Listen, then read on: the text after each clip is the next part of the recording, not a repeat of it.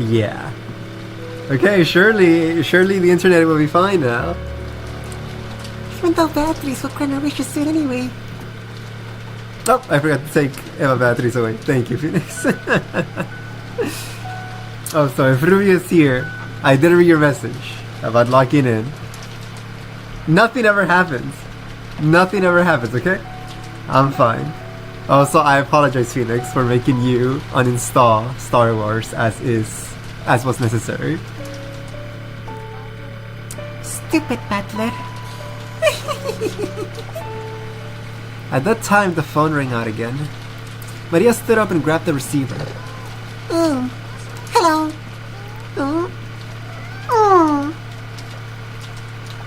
Of course, the sound of the phone also reached Butler's ears as he was about to dash out of the house. With a violent forcefulness, he turned around and dashed into the cousin's room. Maria! Who was the phone call from? With a terrifying look on his face, Butler yelled at Maria, who was on the phone. You couldn't blame him. Right now, the only humans left alive on this island were himself, Maria, Goda, and Kumasawa.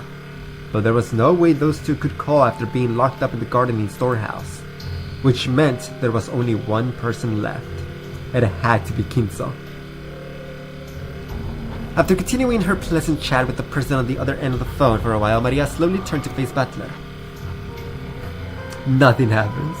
Yeah, either I totally deleted the entirety of SWTOR off my computer just to watch your stream. Thank you, I appreciate it. Nothing happened so much that I'm about to enter the shower with the earbud on to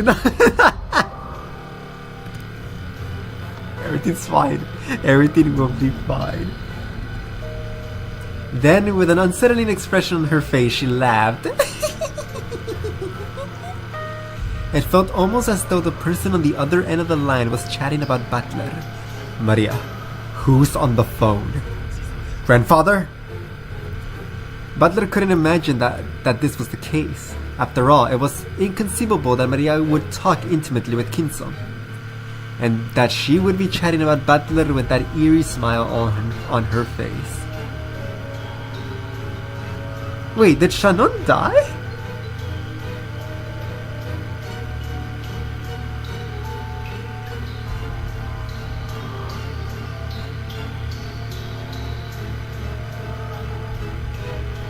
I have no recollection of Shannon or Kanon dying last stream.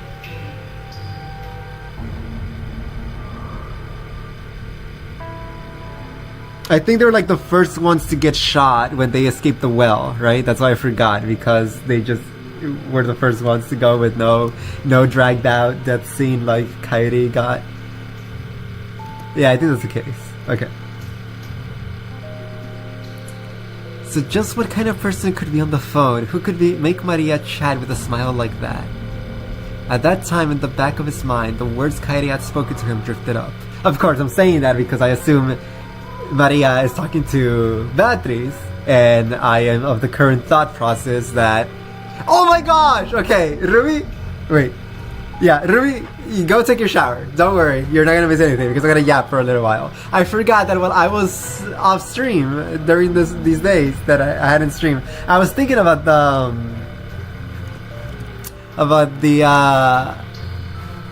Kanon and Shannon thing, about me thinking that there might be the same person.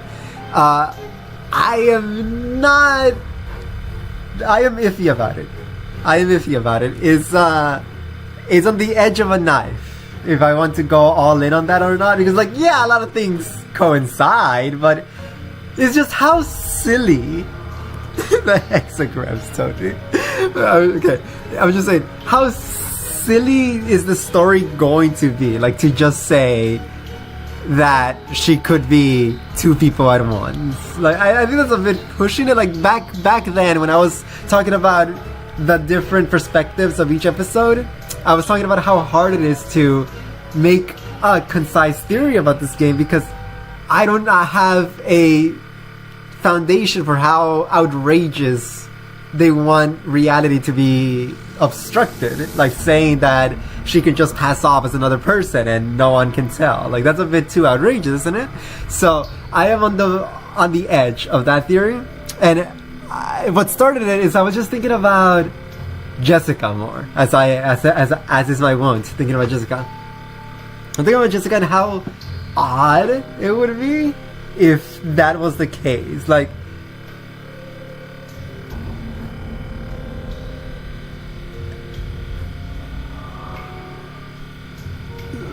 obviously I'm referring to the relationship with Kanon and Jessica. Like,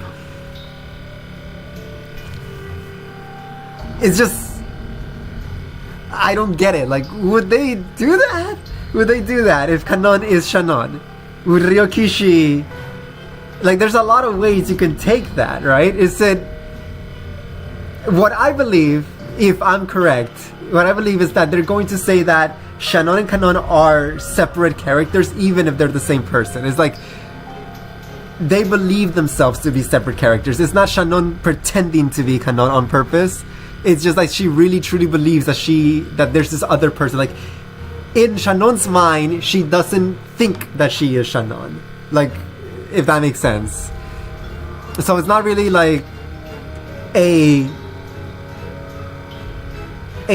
transgender story, and it's not like a cross-dressing story. Like that, I don't think that's the way they would take it. I think they would genuinely say that they're two different people in Shannon's mind.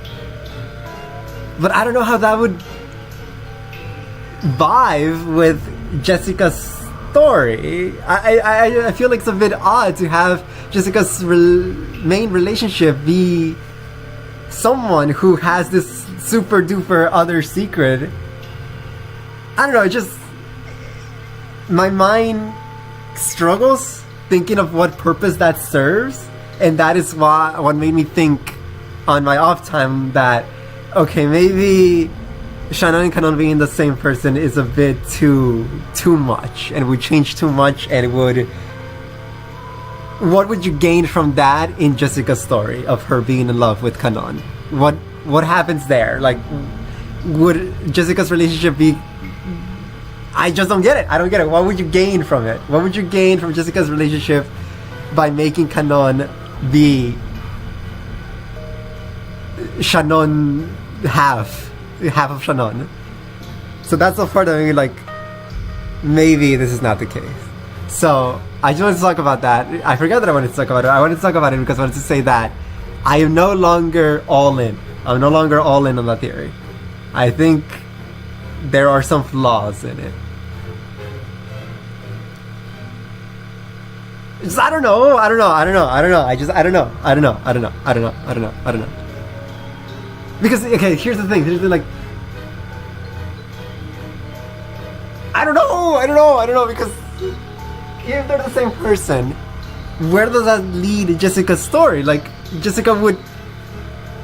If Jessica found out about this, what would she think or feel? And in a way, Jessica would be left with no partner if the story ends up with Shannon and Kanon becoming one person. None of what I'm saying makes sense because I don't understand what I'm saying. It just... That's the problem. I don't get it, and it's... I don't see what story it could lead for Jessica by having Kanon not be fully Kanon. But in a way, now that I'm talking about it, it kind of fits into the narrative of this magic and reality thing. Because, like, if you believe in reality, that would mean that Jessica would be left with no one. She would be left without her love because Kanon would just be a personality of Shannon. But if you believe in magic, that means that Jessica would still be left with someone to love. Because in the magic world, Kanon and Shannon are fully separate beings. So I guess in that way, you can kind of cook something there. But I don't know. That's all. I think I'm done. Yapping. More of the story, I don't know. That's it. I don't know. I'm not all in. I am not all in on the theory. I would just keep it in mind. I'll keep it in the back. But that's it. Back to the game. At that time, in the back of his mind, yeah, like that, back in my mind, the words Kairi had spoken to him drifted up. If a witch does appear, there's no need to doubt it. Just believe that it exists. Yeah. Butler just came back. He sure is jumpy. Maria! Who's on the phone? Who? Hand it over. Sure. Here, Butler. After getting the consent of the person on the other end, she held the receiver out to Butler. Here. Maria held the receiver out for him to take, as though it was perfectly normal. Butler hesitated just a little bit before taking the receiver. After all, by accepting the existence of the person at the other end, he'd have no choice but to acknowledge them. Did I even finish my thought, what I was saying here before I went on to that? I was saying that I was thinking about if Shannon was dead or not, because I am of the thought that Shannon is the one cosplaying as Beatrice. So I'm saying that I'm checking if she's alive for her to be currently on the phone right now. But also it don't matter if she's dead or not, because her death could be faked. So I just wanted to make sure. He yappled that to say nothing, and I don't know. Yep, indeed. As Kairi said, there is no longer any need to doubt that they exist. Butler took the receiver. As he did, Maria briskly left the room. Butler, who was a bit scared to find out for sure who was at the other end of the receiver, questioned Maria before taking the call. Hey! Where are you going? To where my test is. I wonder who the next Shinomiya family head will be, Butler or me. Don't go! You'll be killed! I won't be killed. The ceremony is already over. And even if I'm killed, I'll be revived. Whether one of us becomes the head or not, we've already been invited to the Golden Land. See you. Wait! Maria! Butler stretched his hand out to Maria's back as she left, but the cord of the receiver that he was gripping stopped him just like a chain. He readied himself. Butler put the receiver to his ear.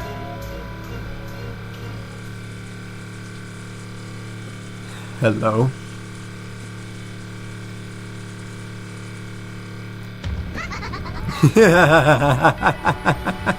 Yay! Congratulations! And I'm fine. And you?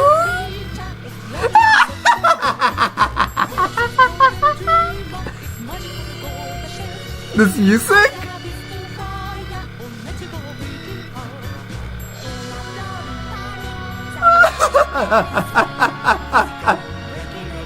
Oh my gosh!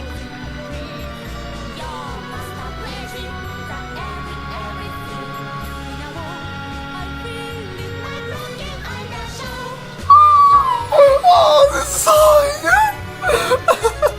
Screwed up mocking English filled his ears. It was the voice of a woman he didn't know. Who was it? The inside of his head was starting to freeze up. Who was it? What do you mean, who is it? Shinomiya Butler? Normally you'd answer, yes, I'm fine, right? That takes me back. You do that one in middle school, right? The thing you do in pairs.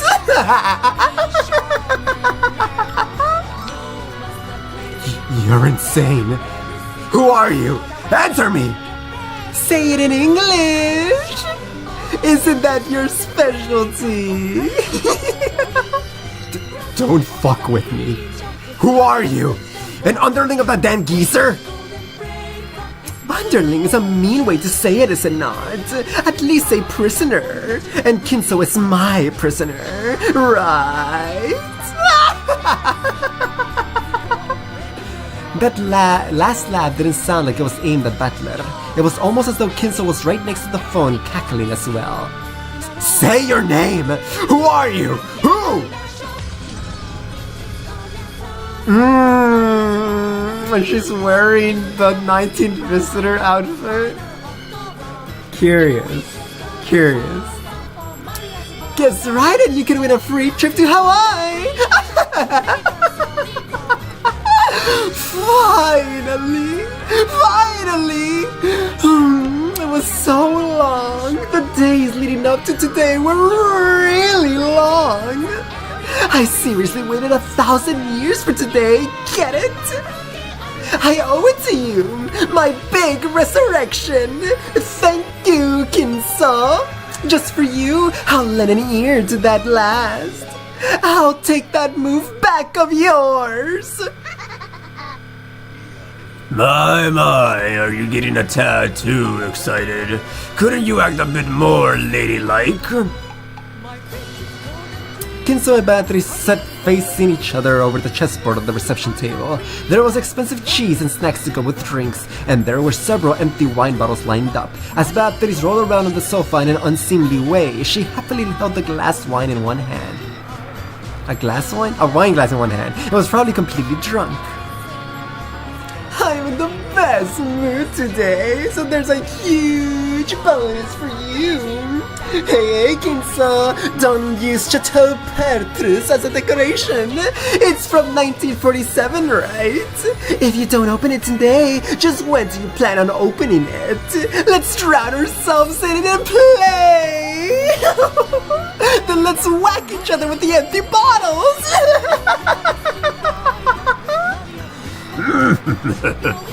How amusing. You're too excited, and you're letting loose too much. And what about you, Kinsa? Are you happy to be reunited with me?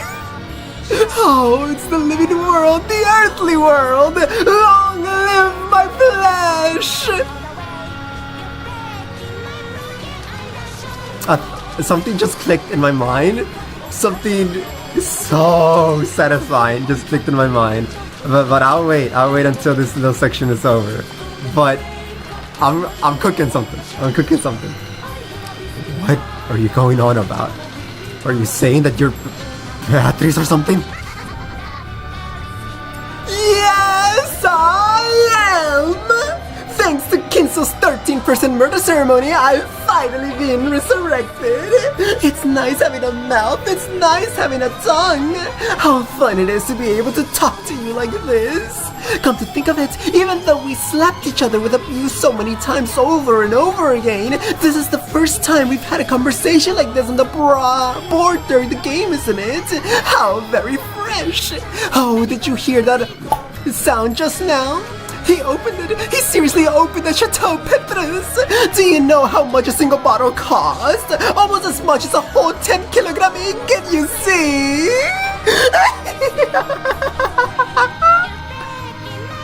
Cut the crap!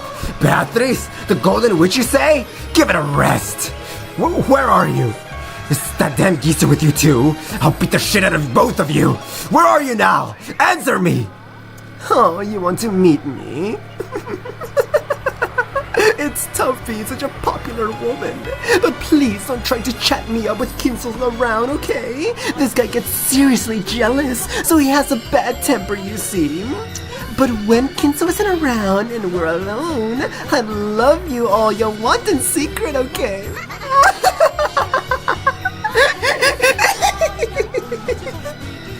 You're insane. Kinsa, I've changed my mind. I won't do Maria's test. You go. How fickle. So are you saying you do Butler's test? Nothing wrong with that, right? That guy's so much like a younger you that it makes my heart race. Don't worry, I won't cheat on you. This will be the only time I'll be alone with him. I'm always alone with you in bed, right? But no more trying me to the bed with a collar, okay?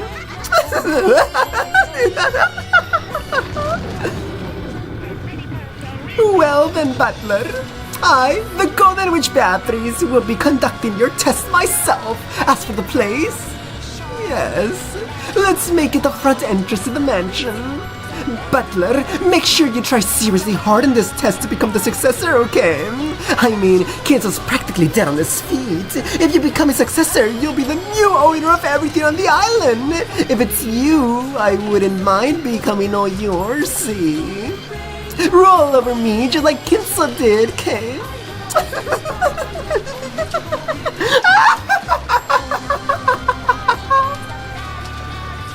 The front entrance to the mansion? Perfect! You drunk bastard! I'll sober you up! I'll fix that hangover with a burning punch! Just you wait! Butler impulsively slammed the receiver down. There was no need to talk through it anymore. I'll meet her face to face and settle this. Alright. Allow me to yap. I got an idea! So, it's not much new. It's just something that I didn't connect until just now, even though I've been basically saying it. It's just such an ancient theory that I've kind of not mentioned it lately at all. But now it's back, and now it makes more sense than ever. It's a theory about how I said that I was so convinced that these trials, not trials, but like this, the ceremony was Kinso's idea and not Beatrice's idea. It was Kinso's idea because I believe that completing the ritual makes it so he can keep Beatrice forever, right? So in reality, we need to break the ceremony so that Beatrice can be set free and she can be happy, right? That's what I used to say way back when. Remember that? Anyone remember that? So that's why I was so convinced that Kinso was the mastermind of everything, because it made sense to me that the ceremony only benefits him and it doesn't benefit Beatrice. To me, the ceremony was a containment ceremony for Beatrice, for her to be trapped forever in Kinso's grasp, for her to never run away again. But now, with the whole Sayo thing, and the revelation is way after that about Kuwadorian and the orphans and all the little Beatrices. And remember the other thing that I was struggling with, of how I didn't know if this whole thing was Sayo doing it out of revenge, to get revenge for what she went through in Kuwadorian, or if she was just a pawn of Kinso and this was still Kinso's plan and she was just following his plan and sometimes breaking free to do things that she wanted to do. All of that has finally come together and it has clicked in my brain. All of that has come together to form the story that this, removing all the magic, this whole ceremony,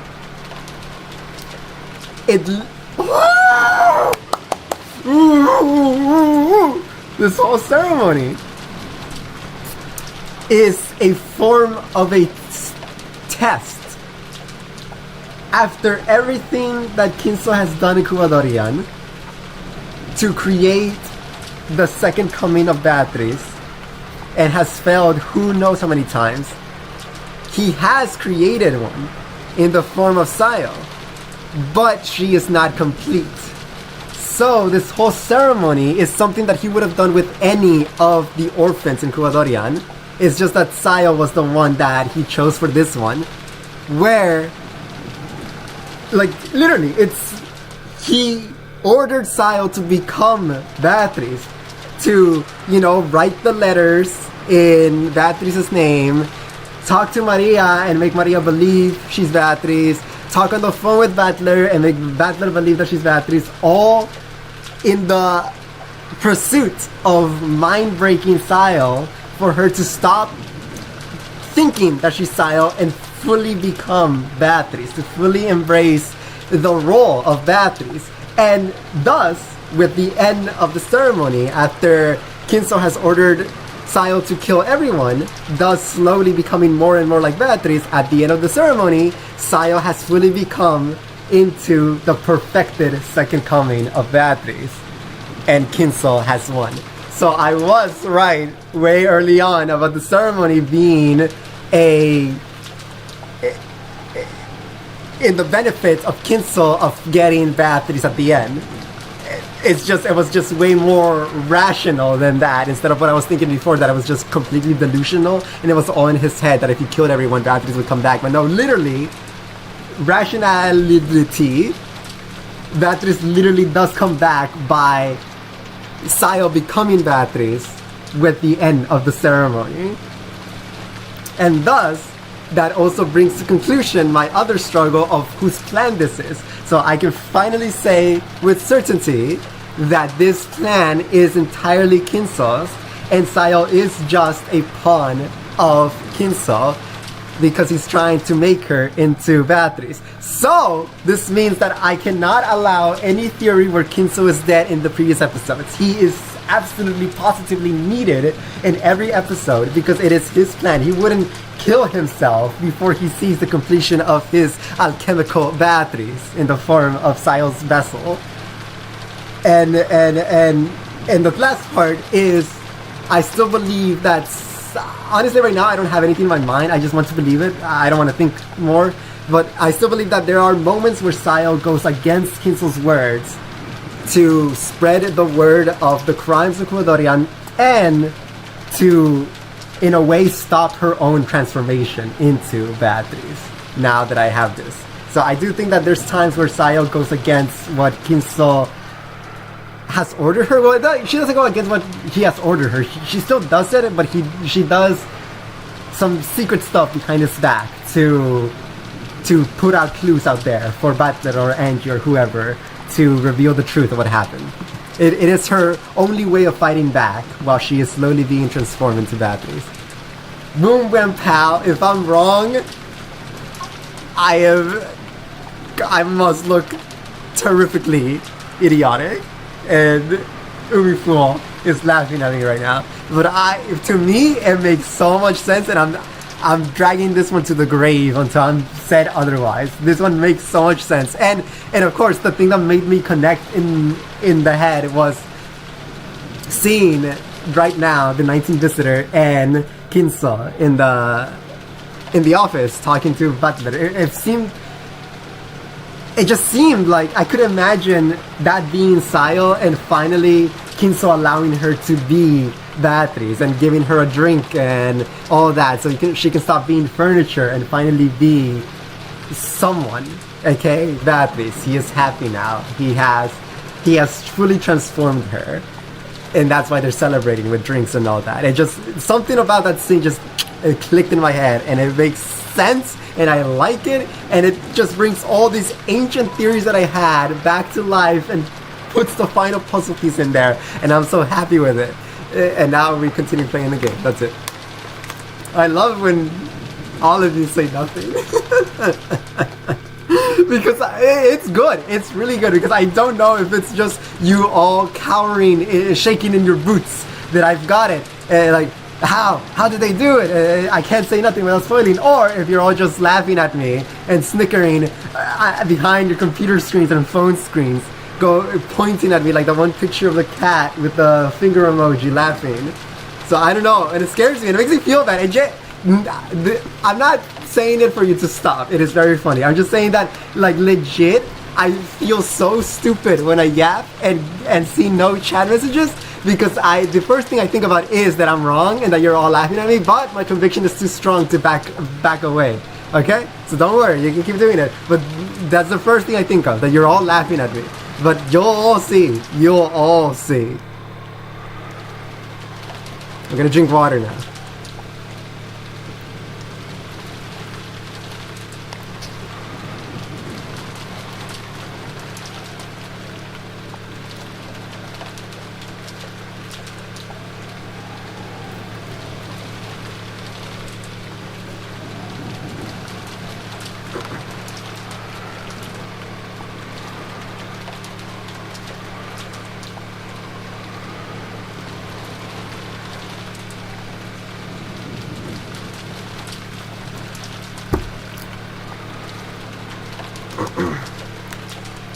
We're back.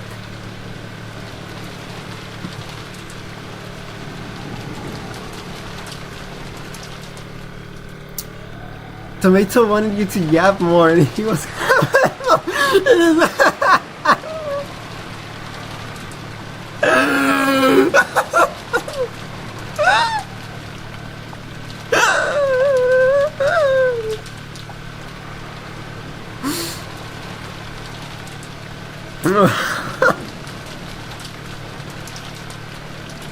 That's right, I forgot you're in the shower. Cool, whatever, great, awesome. We're gonna play the game now. I took the spear I made from the hat stand. Also not lovely weather at all. It is terribly cold. I have 3 sweaters on right now. Wait, 1 second. Let's see. I've never turned the camera on OBS. I don't like doing it, but I want to show how covered up I am right now.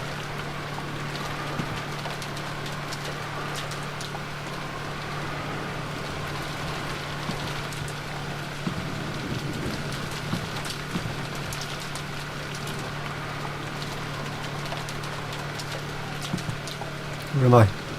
Hello. Here we go. This is how. This is me right now.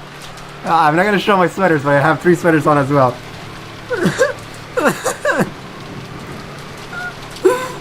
So no, not lovely weather.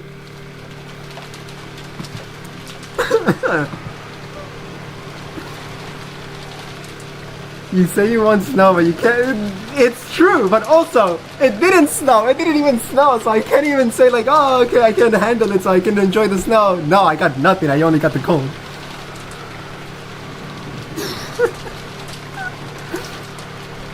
He's live reacting.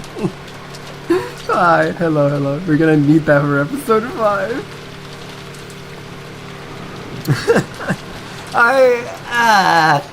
I don't want to record myself crying. I'm good. Maybe. We'll think about it, but yeah. Anyways, I am cold indeed. Turn the light on, man. You're gonna go blind. Is that really a thing? Like, I've heard that it's bad to use the screen in darkness, but it hurts me more to have light around me. It makes it harder to see the screen. Anyways, I'm checking the Rosa land.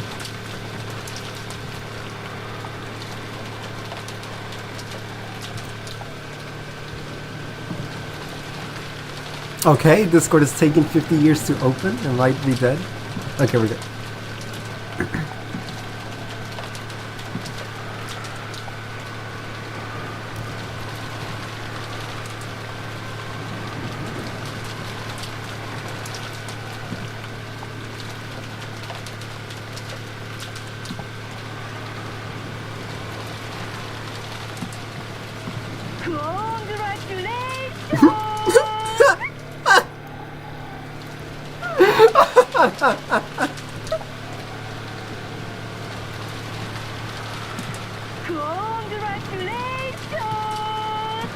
I like that. I like that, Sams. Thank you. I'm a big fan of that. That has brought me joy. What am I doing, Ruby? Whatever. I don't want to talk to you. We're playing the game now. I took the spear I made from the little hat stand and went outside without even an umbrella. It's hard to imagine that a young woman calling herself Beatrice is waiting for me alone. I should probably assume that as Goda-san and the rest said, she'll be waiting with supporting troops. Going alone would be too reckless.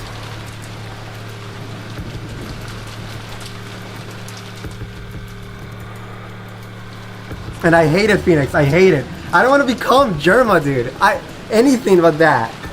I just want to be normal. I want to be normal. I just want to be normal. That's all. Goda-san! Kumasawa-san! It's me, Battler! I headed for the gardening storehouse first. I need all the help I can get. Goda-san is big, so I can probably count on him for some firepower. Kumasawa's knowledge and familiarity with the terrain as senior servant might become a huge weapon. Both of them have master keys, and they know more than the mansion than I do. They'll be pretty reliable allies. As I banged on the shutter and called out for them to open it, I remembered that there was nothing they could do from the inside. I would have to get the key back from them before opening the door. I rounded the corner, knocked on the small latticed window there, and opened it. Goda-san! Kumasawa-bachan! It's Battler! Come on, hey! Get up! Hey! No way they're dead, right? The scene in the shed lit by a dim light bulb was very strange. Actually, them being not in the shed. No. Actually, it's beneficial to me if they're dead. If they're dead or missing from the store shed, that would be beneficial to me because that just gives fire to the theory that Kumasawa is Virgilia and Goda is Gap, you know? We both know you will never match any definition of the word. Alright. That's enough. That's enough. No more. I heard German and I stood up. You can sit back down. Goda? Son? Kumasawa? Son? From a low swing beam hung 2 thick ropes. And at the ends, Goda-san and Kumasawa-san were hanging by their necks. Boom! We're in! We're in! Gap is Goda. It makes sense because both their names start with a G. Ryukishi, he has done it again. It was dim and cramped because of the various pieces of equipment strewn about, so I couldn't make out the situation clearly. But when they showed not even a tremor after I called out to them, and because of the way the loops around their necks seemed to carry the full weight of their bodies, I could sense no trace of life from them. This is like the easiest one, like, unless Butler does something right now, this is like the easiest thing right here. They can just like not even be things of flesh and blood until obviously the red truth gets my ass. But these could just be pillows in their clothes, right? He can't get in, he can't check the bodies to see anything. So that one's funny. So the bit is going to be how did they get out, right? How did they get out? But if they're in cahoots with Kinso and Sayo, then you know what Butler was about to do. They were gonna give the key to whoever was outside. Whoever's outside opens the door, lets them out. They put out the decorations. They shut the door. You can lock it from the outside, and then when everyone's outside, they just throw the key back inside, and boom, there you go. You gotta be kidding me, right? Why? Crap. The shutter was closed, and there was only a single key which had supposedly been given to Goda-san. So how did the culprit open the shutter and kill both of them inside? No, wait. They weren't necessarily killed. If this is a suicide, that way this closed room makes sense, but I don't know why they would hang themselves and commit suicide! Feebly, I slumped down on the spot. I'm getting my charger. 1 second. It's right here, and I gotta go to the other side of the house to get it.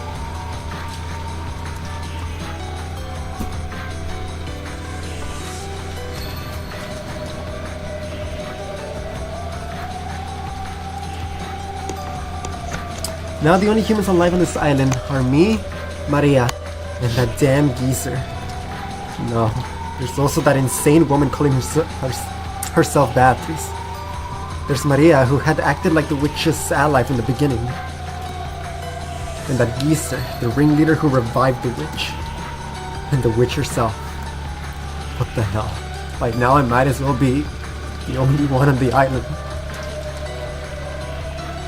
Using my pole as a cane, I feebly rose. Damn, I can't do it like this. I've got to avenge everyone. Damn it! It's useless this way! Oh, it's useless. It's all useless. Damn it! Might as well cry when I can, so that my frail emotions will be squeezed down with my tears. Then, I straightened up and gazed into the darkness in the direction of the mansion. At the entrance of the mansion, the witch was waiting. I'll go and settle this. I'll find the source of this weird, insane night and crush her with my own hands.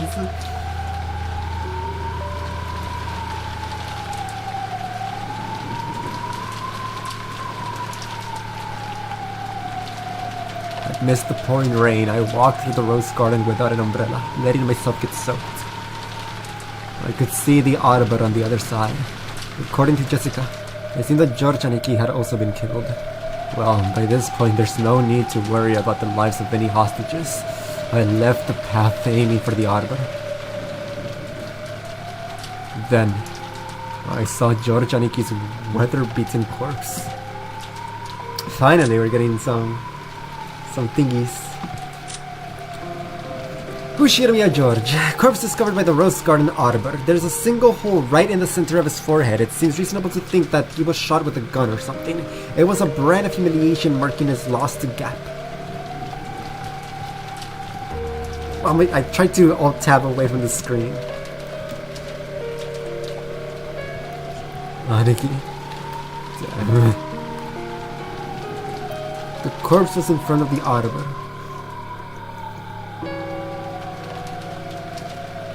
If he died under the arbor, he might have at least been spared being beaten down by the rain. In Aniki's forehead was a gaping hole, as though he'd been shot with a gun. Perhaps because the rain had washed away everything, his face wasn't covered by blood, so he looked almost like he was sleeping.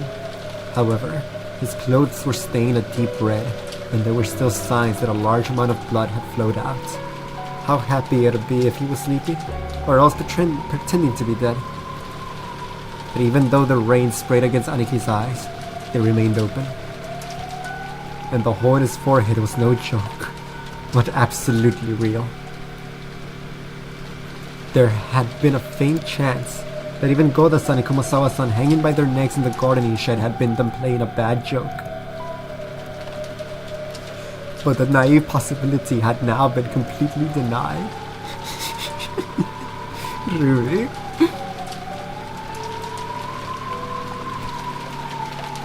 And as I looked at this corpse, I became completely sure, just as Goda-san had once said, the enemy had come to take lives like pieces on a chessboard. There's no mistake. It seems that old geezer and the witch really don't view our lives as anything more than that. That damn witch said something over the phone. Something about us being on the game board. Perfect. I see. She thinks this is a game. Then, if you killed everyone like it was a game, it's okay if I kill you all like it's a game, right? Prepare yourself, Beatriz.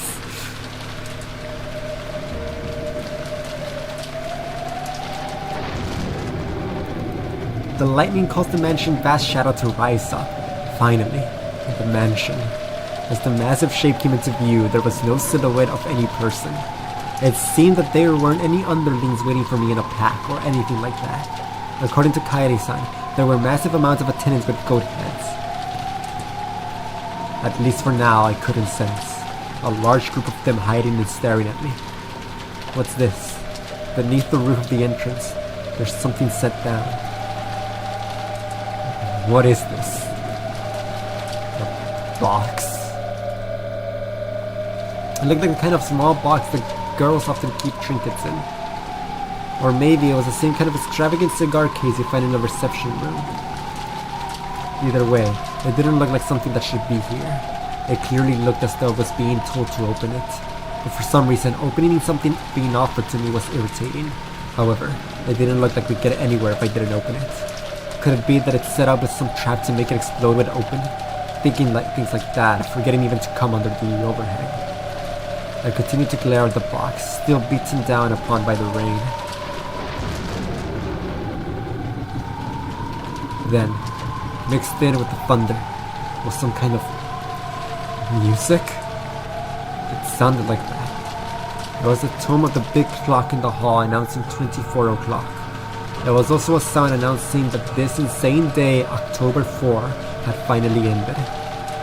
And that the much more incredibly insane day of October 5 had begun.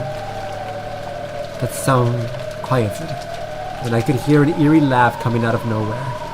I got the feeling that the voice was coming from the heavens, and I looked up at the sky. What I saw there was a woman I'd never seen before. No, it's not true that I never saw her before. I saw her once today, yes, in the portrait inside the mansion. The clothes were different, but that face was just like the witch of the portrait. Who am I kidding? I already know who this person is.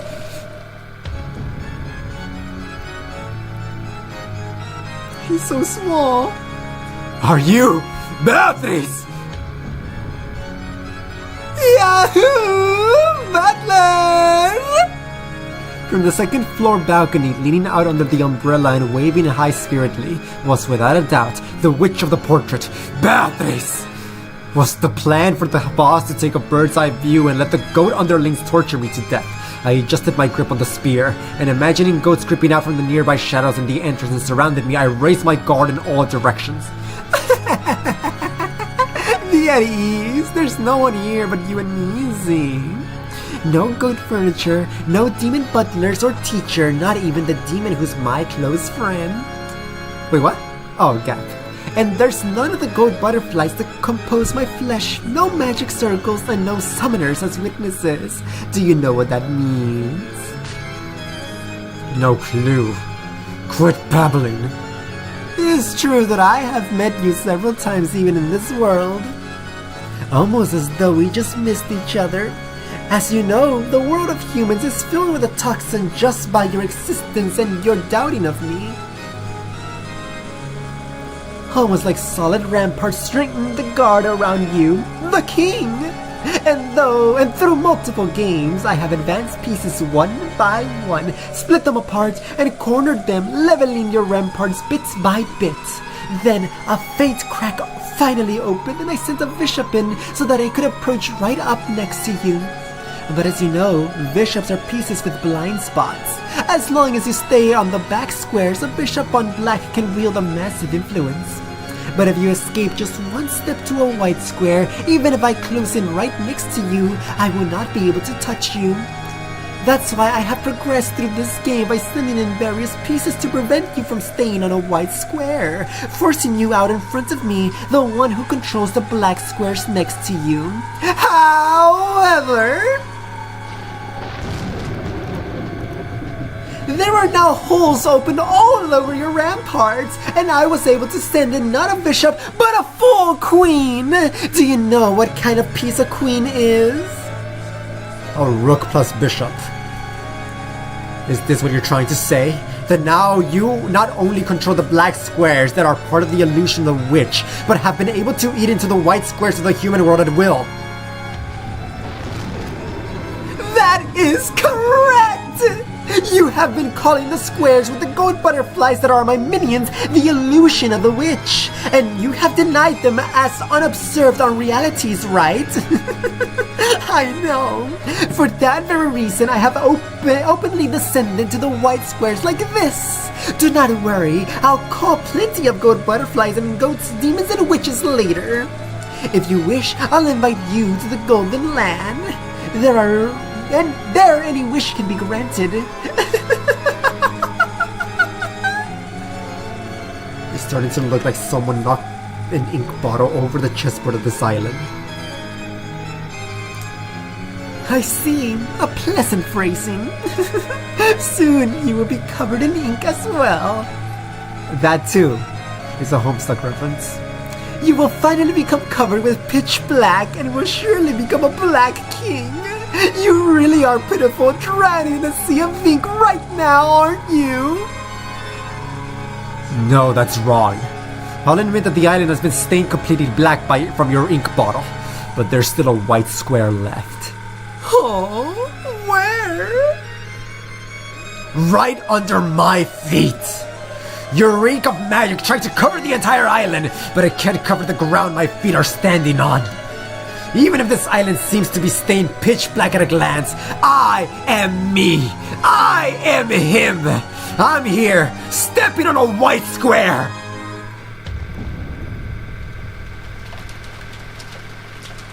It's strange. Until a second ago I was shivering all over. But now that she's appeared openly right before my eyes like this, my terror has actually lessened.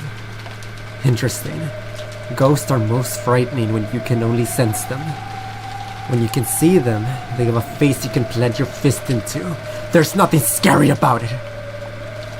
However, she definitely isn't an interesting or friendly person. She can kill me instantly by snapping her fingers while rolling around giggling. Whether we interpret the results of her snapping her fingers as magic flying at me or underlings showing up to shoot me, it doesn't matter.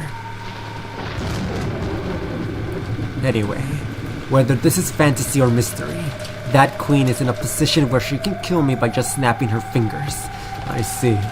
So this means she's the queen of this island, who reigns over both the white and black squares. Well then, it might be amusing to wait until you catch a cold in all that rain, but it's about time to move to the matter at hand. Can you see the box down there? Your test is inside it. Wait. After all that's happened, I'm not interested in some stupid game about who will become the successor.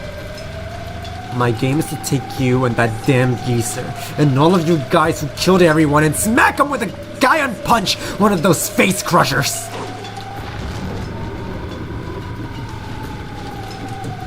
Oh, so you will fly through the air up to my balcony? Very well, very well. Then, look, come on right now. Here, up. Damn you, acting so carefree just because you're in a completely safe space. I'm coming over right there, right now, so prepare yourself and wait for me. No. The door is locked. Of course, the shutters are down for all the windows. My castle isn't so fragile that a single knight like you could break in. Did I not make him a knight in my Homestuck class spectator? He was locked. When I looked around, I noticed that the shutters were closed and the windows after all. Normally, those wouldn't be closed. Water break.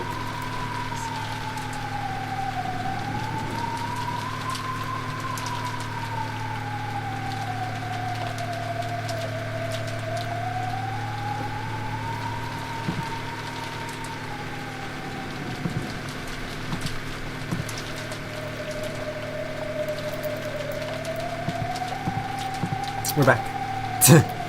Looks like you're prepared for everything. Where's the key? Goda-san and Komasawa-san probably had master keys, but they were in the closed room at the gardening shed. I can only give up for now. Damn. Guess she's no fool herself. Do you really want to be right beside me so much? Alright, if you impressively pass your test, why don't I grant you an audience? If you pass, then you become the successor and my new master. My flesh and soul will be yours to do with you as you please, for I am no more than the Ushiramiya family's furniture. Well, it looks like you'll want to make me take this test no matter what. Okay, I'll give it a shot. If I pass, my first prize will be a punch to your face. Scary. But it's not like I mind being controlled by violence, you see. Grab onto my head, make my face twist in pain, tear me apart like a hawk does with its talons to its prey, scratch at me and trample upon me. Remind me of Kinsu in his younger days once more, that single time in my 1,000-year life. Remind me of the day I was taught the joy of being controlled, surrendering and being reduced to furniture. You damn drunk. We aren't getting anywhere. I don't even need to say anything. I think all that she said, it was very on the nose. You know, everything, Kumalorian, all that. And it's funny how it feels like she's acting more. I don't know if it's just because I have a new view on it, but right now it seems like she's acting more like Shannon. Like she's actively talking about her being furniture and all that. It's like the alchemy isn't complete yet, and there's still Shannon in this batteries right now, and she isn't complete. Ignoring the stupidly smiling witch, I picked up the box. Yes, open it. Inside is a letter. Read it. I opened it. There was a faint smell of cigarettes. Apparently it really had originally been a cigar case, but there were no cigarettes or cigars inside. Instead, there was a western envelope with a one-winged eagle crest. And when I opened that too, there was a letter inside. I looked up at the witch. She was grinning down at me. It seemed she was looking forward to seeing what kind of reaction I'd have to the contents. Damn, just perfect. These contents were something like this. Among the 3 mentioned below, in order to gain 2, sacrifice 1. 1, your life. 2, life. 3, everyone else's lives. If you do not choose one, all of the above will be lost.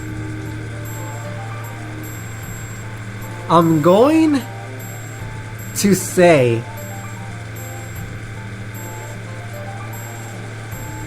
that it says Angie.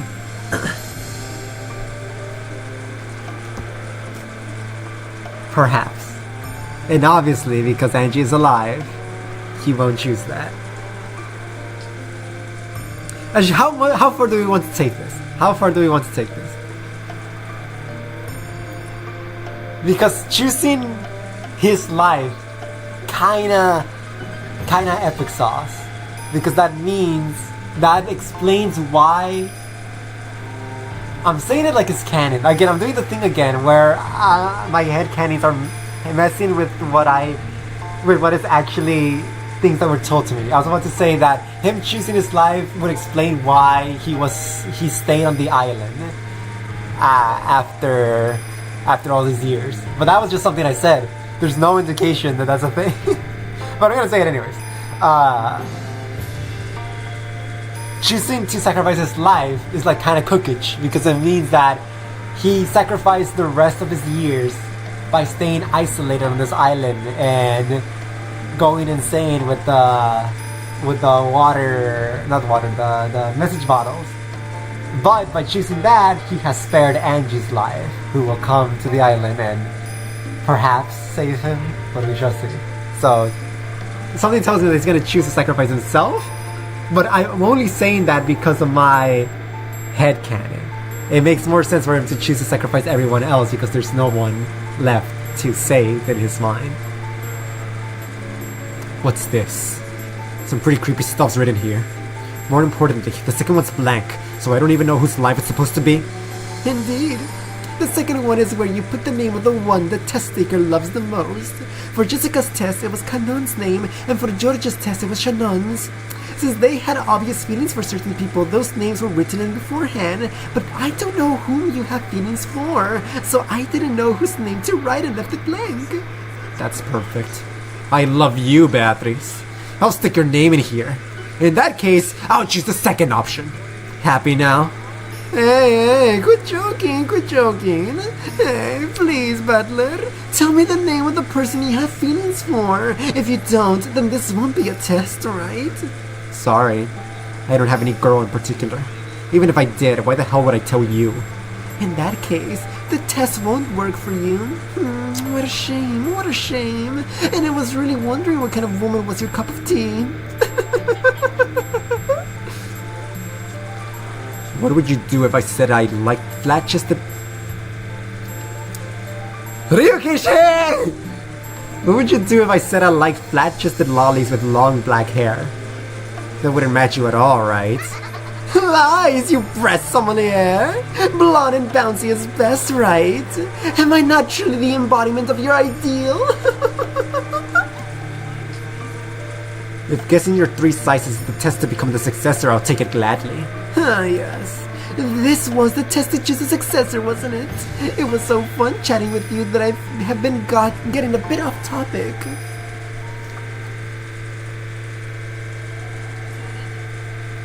Then, let us begin the test. I will question you to see whether you are qualified to be the successor to the Ushirimiya family headship. Answer with care. The witch, who had been joking around like she was drunk until a second ago, suddenly regained her dignity. She looked as though she truly had stepped out of that majestic portrait.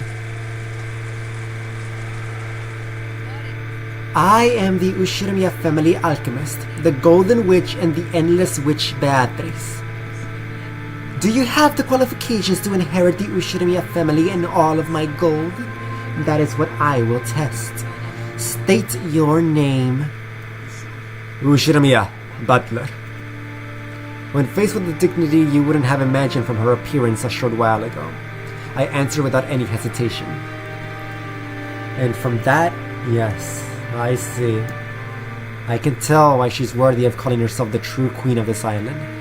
Very well, Ushirimiya Butler. However, for these 6 years, you have thrown away the Ushirimiya name, have you not? Why was that? Because I ran out of love for that old bastard. I know. It was because you felt that your father's remarriage disgraced the death of your mother, whom you respected, yes? I see. You have no blood relation to your new mother whatsoever.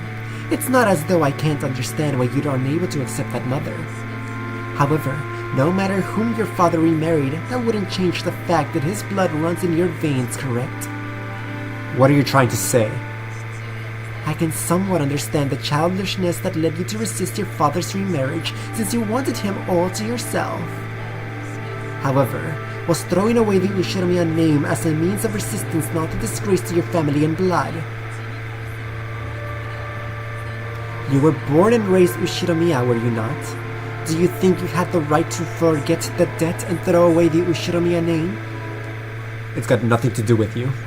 This is between me and Dad. The Ushinomiya name does not belong to you and your father alone. That was your childishness, nothing more than your inability to forgive the fact that your father was stolen away by an unknown woman. Those 6 years during which you threw away the Ushinomiya name register were a significant period during which you covered the Ushinomiya family in mud. Know the depths of that sin. Well, sorry I'm so childish. However, even though it occurred around the time of the deaths of your grandparents, you did well to return to the Ushinomiya register. For that, let us give you a chance to purify that sin yourself. Now is the time to compensate for the sin of 6 years ago. Come, try to remember your own sin. Remember that, confess and repent. That is the test I shall give you.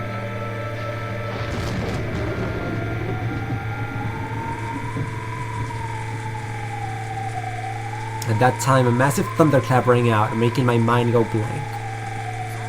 What do you mean, repent? You're trying to tell me to apologize? The test has already begun. You may think as you wish. The witch's expression did not look like a person forcing a tough question on someone and sneering at them. She was asking seriously, and he could even sense a quiet determination. Even though the rain fell on Butler, he did not shift his eyes from that gaze. The witch threw her umbrella away. She abandoned herself to the falling rain, so that the rain would fall on her until Butler answered the question. She had chosen to let the rain fall on her as well until he reached an answer. For some reason, Butler understood that, and yet he didn't understand. Well, if you put it that way, I do think I was being childish. All things considered, even Dad getting remarried didn't cancel out the debt I owed for him raising me. I hear that Dad always kept on paying for my living expenses, and that he even said he wanted to participate in school events. The only reason he couldn't come was because I told Grandpa and Grandma not to let him come no matter what. It's true that I can't argue back if you want to call that my childish resistance. But you know, in that case, who would clear away Mom's Ushinomiya Asumu's regrets? Even though Mom was so devoted to our family and did the very best she could. Despite that, Dad was cheating with Kairi-san. He even got her pregnant with Angie. And then along with her birth, he rushed to move them into his register. If that wasn't a betrayal of Mom, then what was it? Who will clear up Mom's regrets? But what you're saying is also right. Even though the cheating was in fact the debt I owed for being racist was real too. In that case, they cancel each other out, so there's absolutely nothing wrong with me living in the family, is there? That's right, I had the right, no, the duty to smack Dad in Mom's place, didn't I? But I didn't do that. I left without saying anything, as though I hadn't been there in the first place. And Dad forgot all about me and started a new family with Kairi-san and Angie. Doesn't that settle everything? But since then, 6 years have passed. Time healed the anger. Kairi-san understood my anger. And even though she tried to interact with me, even if it meant tearing her heart apart, Angie didn't know anything about the situation. And even though I lived in a separate house, she was raised believing that I was her real big brother and loved me as if it were true. Dad casually said to come home anytime I wanted. It started to feel more and more ridiculous. I thought it was about time for me to cool my head as well. So I said I'd put it all behind me as long as Dad apologized. There came the day of Grandpa's funeral. Then he really did put his hands on the floor and apologized, looking unbelievably pathetic. Dad did that and seriously bowed his head to me, you see. When I saw that, it felt like I'd be stupid to keep it up any longer. I'm sure Mom thought the same thing. Every time Dad and I fought, Mom would always laugh and mediate for us. Oh, were you fighting over something that silly? Is what she'd say. I could feel Mom saying that and laughing. So, though I couldn't actually say I'd forgive him, I thought it might be okay to start over again from square one. So I decided to wind everything back to how it was 6 years ago. Then I returned to the Ushinomiya family register. I also cried, raged, and worried for a whole 6 years. I might have been the same for Dad and for my dead mom. Maybe even for Kairi-san and Angie. So we went back to square one, and I returned to being Ushinomiya battler. That's my immediate family's problem. And has nothing to do with the Ushinomiya family! You have no right to judge that as a sin, and I have no obligation to show repentance to you. If there was anyone I should have done that for, you've already killed them. So I won't apologize for anything. I won't repent! That's my answer for this test!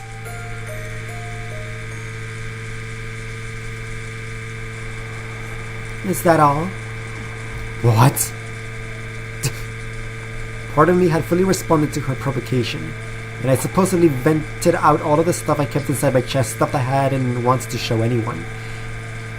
That was what the witch had supposedly been expecting, and yet the witch's blank expression didn't change in the slightest. I'd been sure she'd start cackling and guffawing, sneering at my childish, foolish, and shameful past. But to the contrary, I could feel a sense of disgust about her. Something you could almost call disappointment. What do you mean, is that all?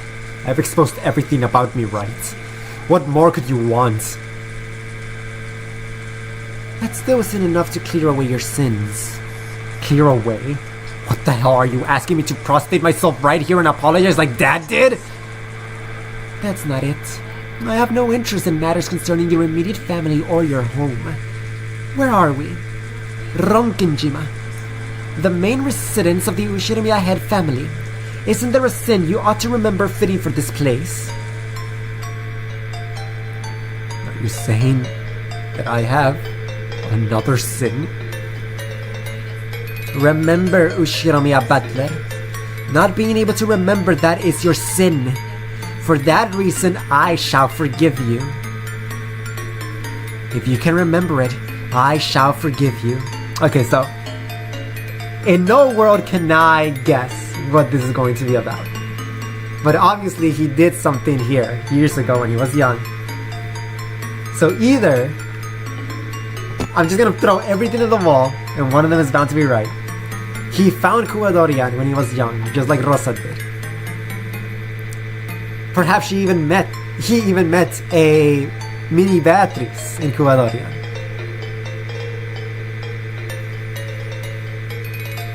And the other thing I could guess is that he was responsible for a death in the mansion.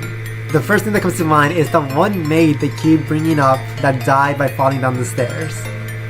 Perhaps he was responsible for that in some way.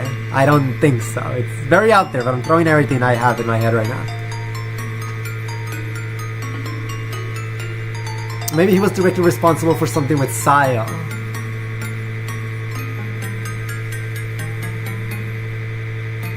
Perhaps he was a misogynist to her back then.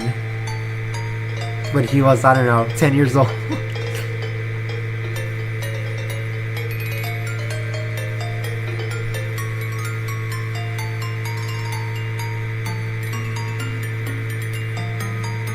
Perhaps he saw Kinso with the original mistress, but I don't think so because he wouldn't have been born during that time. Okay, I only have those 5 things. Responsible for a death, most likely the maid that fell down the stairs. He saw Kinso with a mistress or something like that. He found Kuwadorian when he was young, like Rosa. He saw another mini Beatrice at some point in his life. Or just a Beatrice in general. Or 5th, he directly did something to Sayo. Okay, let us continue. Remember that this is my test of atonement for you. Even if you tell me to remember. Remember, that's what it takes. That's what makes it a sin. Sorry about that. I have absolutely no memory of it. You make it sound like I caused you trouble 6 years ago or something. but I supposedly met you for the first time at this ceremony conference. It's true that your legend also existed 6 years ago, but I should have been acquainted with you. But I shouldn't have been acquainted with you. Naturally. Okay, very, very likely that it has to do with Sayo. If it's just 6 years ago. I remember Butler saying that he already knew Shannon before he left. So it's 100% has to be Sayo related. Naturally.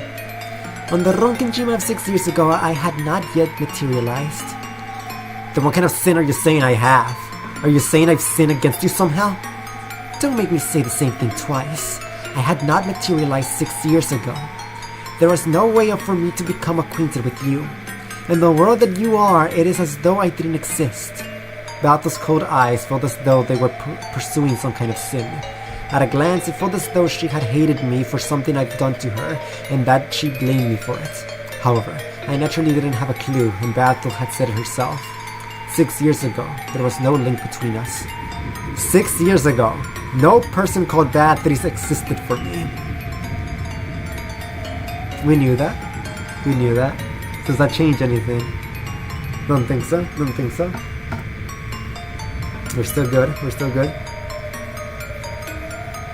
1 second, I gotta be in.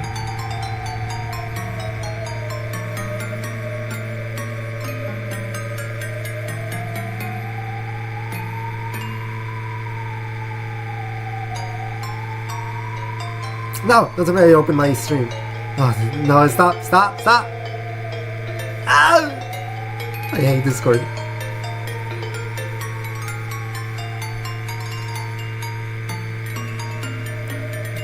I like this song a lot.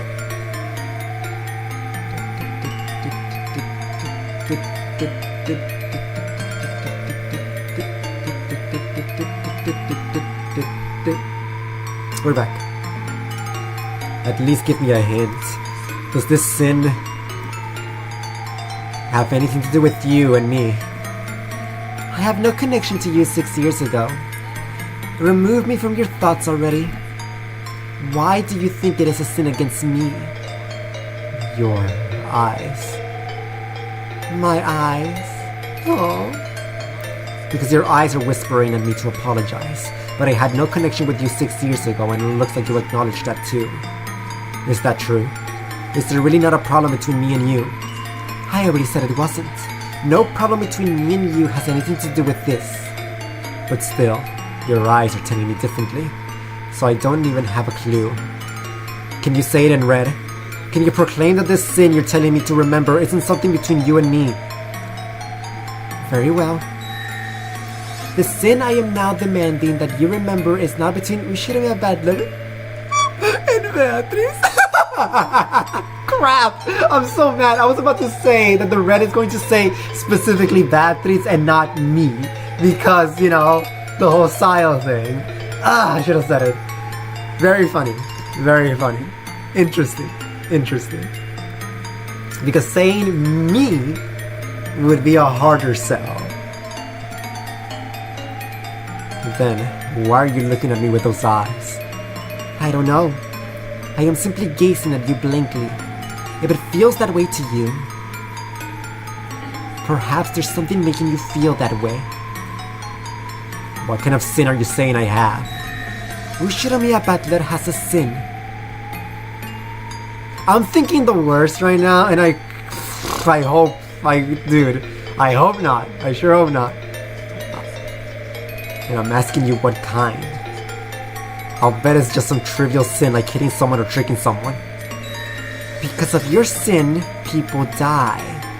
Ooh, no, never mind. I was gonna say that whatever he did made the other Beatrices die, Kubadorian people die, but no. What this means is that whatever he did is what started the chain reaction to Sayo doing all this, and thus the people on the island right now died. The murders of tonight were his fault because he did something to Sayo. Bro. Liar! I've never killed anyone! Then say it! Who did I kill? When? Who? How? Due to your sin, a great many humans on this island die. Okay, so the big oomph is going to be that she's going to say in red that he killed Rudolph, Kairi, Jessica, George, and all that. The red is going to blame all of that on him, and like the trick, the gimmick is that the reader's gonna be like, what? Butler was the culprit all along, but I'm not falling for it. I'm going to. It's obvious that what they're saying is that whatever he did 6 years ago led to a chain reaction of Sayo being the one to kill everyone on the island. None will escape, all die. What? What kind of incomprehensible thing are you saying? Are you saying I killed everyone? I'm a killer? It doesn't mean you carried it out directly. There you go. Thank you, Rikishi. However, because you committed a sin from an imperfection in the cogs that stretched back a full 6 years, a distortion was created. I just hope he was super mega...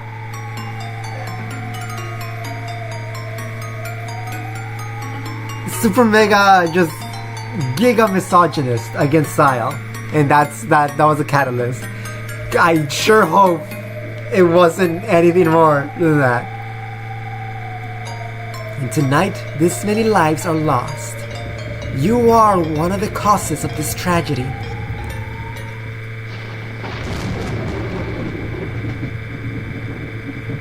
Quit messing around. I'm the cause? Then what? Are you saying 13 people died because I abandoned the Ushinamiya Register 6 years ago? Are you saying that 13 people died because I came back to the Ushinamiya family after 6 years? Don't fuck with me, give it a rest. For this 6 years, I've been the man furthest away from the Ushinamiya family, right? How could I have influenced anything in any way? It's not like I came to the family conference because I wanted to, right? I returned to the family after 6 years, so to make up for that lost time, I came to Rokkenjima reluctantly. It's not like I had some duty to come here today. I came back, and because of that, a massacre occurred? Then what? Are you saying that if I hadn't come back, no one would have had to die? Say it in red. Can you say in red that if I hadn't come back, this massacre crime wouldn't have occurred? I don't think so. Him leaving is what caused it. So it's not... him returning had nothing to do with it. Maybe. There's no way you can say it, because you're the culprit for everything. Repeat it! If Ushinima Butler hadn't returned to Ronkenjima, this crime wouldn't have occurred. If you can say it, try saying it. Can't do it, can you? You can't say it. The culprit is you, not me! Don't try to rub that responsibility off onto me! Answer in red. Try to repeat it. You can't. My existence has nothing to do with the crime. Quit saying incomprehensible stuff trying to confuse me! Okay, GG's, you're saying it. I begin to remember the coldness of the raindrops that kept pounding down. The rain earlier had just hurt, but now I feel the tormenting cold from those raindrops.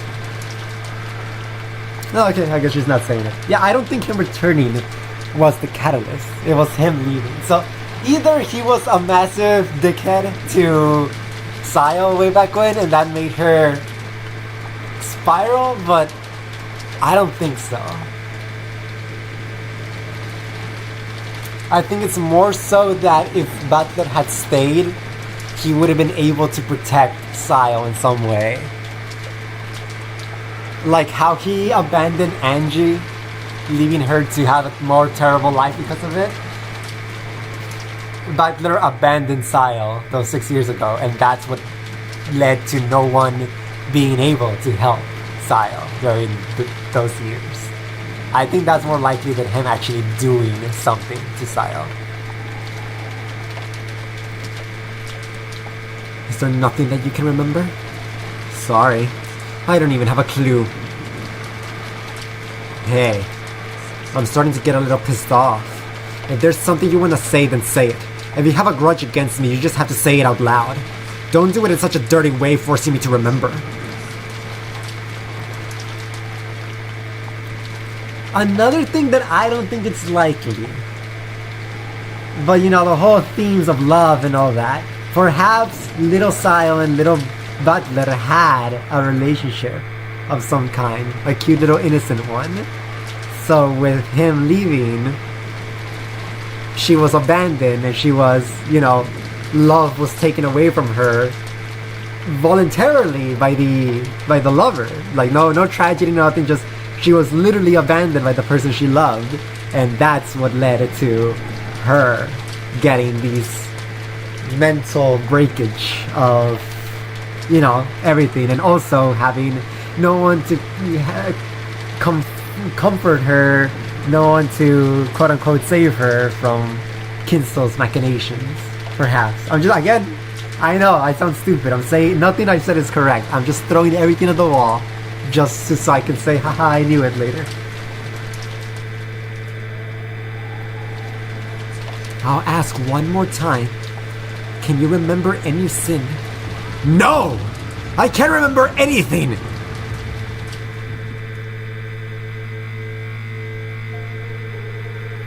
So, he says that he can remember nothing. With this, are your regrets at an end? Indeed. Even a hopeless bed can leave behind regrets if you do not take it. That's enough. The bed in itself has meaning. That may be true. In that case, this is the end of my regrets and my game. What will you do? What I'm understanding right now is that the 19th visitor is Sayo Beatriz, and she's currently having a dialogue with Beatriz. So this embodied voice is Beatriz.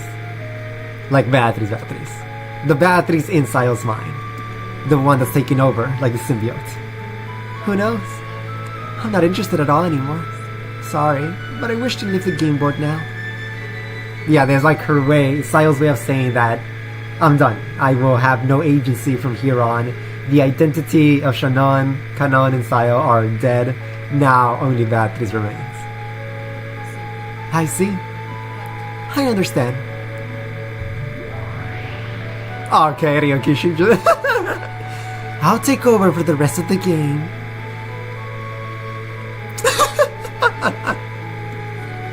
You may rest.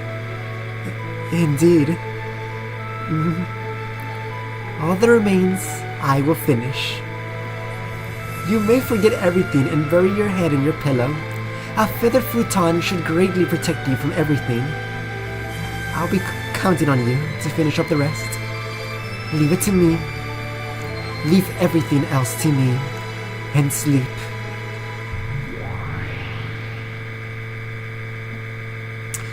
Well, I'm glad for my theory. Without my theory, that scene would have been unbelievably confusing. That was lovely. So I was right that the balcony Beatriz was seeming a little bit out of character because it wasn't fully Beatriz yet.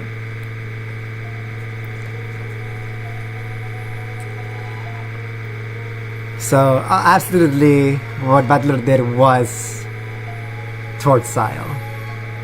If it was directly or indirectly, I'm unaware. And I don't really have, I've said what I said already. Interesting. Very interesting. That was nice. That was lovely. The witch who had questioned Butler hid herself, and the other witch who had appeared from behind remained. She certainly was identical to the same witch, but her expression was somehow indifferent and ice cold, completely removed from the one who, despite seeming drunk up until then, had been in high spirits. Hey! Are you listening? Isn't this enough for the test thing? I don't care whether I passed or failed. I won't be satisfied until I can bash your face. Come down here! Or else open this door! The witch did not answer. Her eyes were as ice cold as Butler's shoulders. She was now clearly a different person since the time she'd first appeared on the balcony. The witch gazed into my eyes and gave two small shakes of the head. I don't want to be overconfident because I just make me look stupid, but this game is as subtle as a bag of rocks, okay? Even without words, I was able to gather that she was expressing some kind of disappointment. Without saying anything, the witch turned on her heels. After that, only Butler remained, the cold rain still beating down on him. Ooh, Cook! He's going to be abandoned with no one around him, and he's not gonna he's gonna become completely alone, just like how he abandoned Sayo. Oh, okay, she's gonna open the door. Never mind. Never mind. The study was in the middle of a lively party. It seemed that Gap was making fun of Virgilia, having tripped her up in some stupid way. They were spitting lia and gup at each other. With this as a sideshow, Kinso and Ronove had opened a new bottle. Oh, you're back. How are the results of Butler's test? Maria's test got passing marks with no complaints, you see. Yo! Let's go. I despise her as a little girl. But see, why, oh my, not bad. It seemed like Kinso was dead drunk. Facing Bato, who had returned, he laughed with the same level of tension as the time they left for the test. However, Ronova and Virgilia instantly noticed a change in enthusiasm. Gab also froze her expression and went silent. What is about these, my beloved witch? Not enough to drink, not enough on the side. Let's pour it all over a cow or something and roast it whole. Oh, not bad. Ronove, prepare one right away. Beatrice, let's leave the rest of Butler's test for later. Why don't we have a toast with a spare rib first? Roast yourself whole. Ooh, cook! Oh, okay, so Sayo Beatrice is more submissive towards Kinso because, you know, she was raised by Kinso and afraid of him her whole life. But the Beatrice has no love for Kinso, no connection, no fear, no nothing. Beatrice is, I like this, cook Ryukishi. Okay, I get it, that's cool, that's really cool.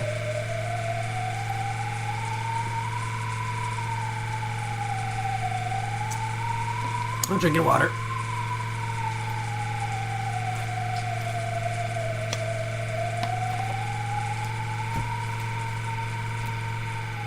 Roast yourself whole. What? The witch who had spoken bluntly coldly passed on Kinso's side as he doubled over laughing in a great mood. Then, behind the witch's back, the old summoner's body suddenly went up in flames.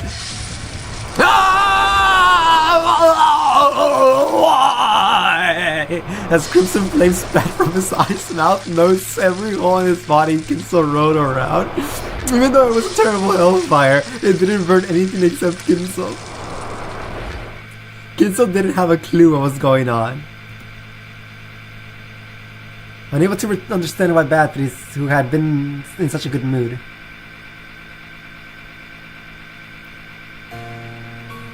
We all went, is that all? And you said your eyes were whispering to me to apologize because I don't stream a lot. We stood there in silence. Roast yourself.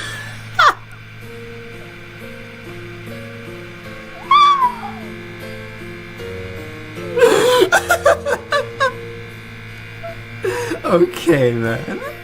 Unable to understand why Beatrice, who had been in such a good mood, had suddenly turned so cold he rolled around. This is interesting. This is very interesting.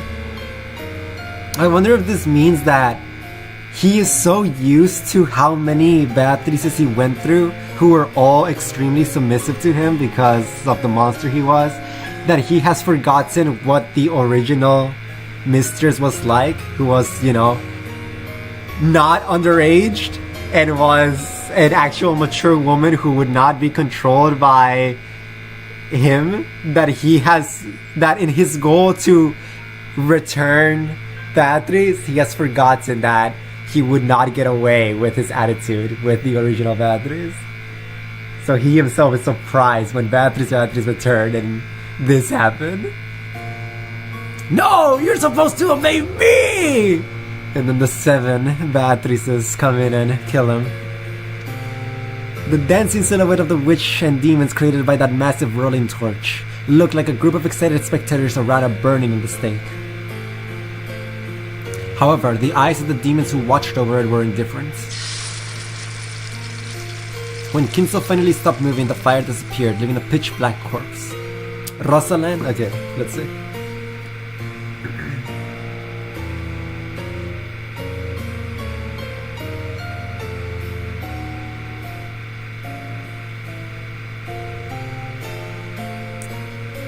Me when I'm in the center of the narrative competition.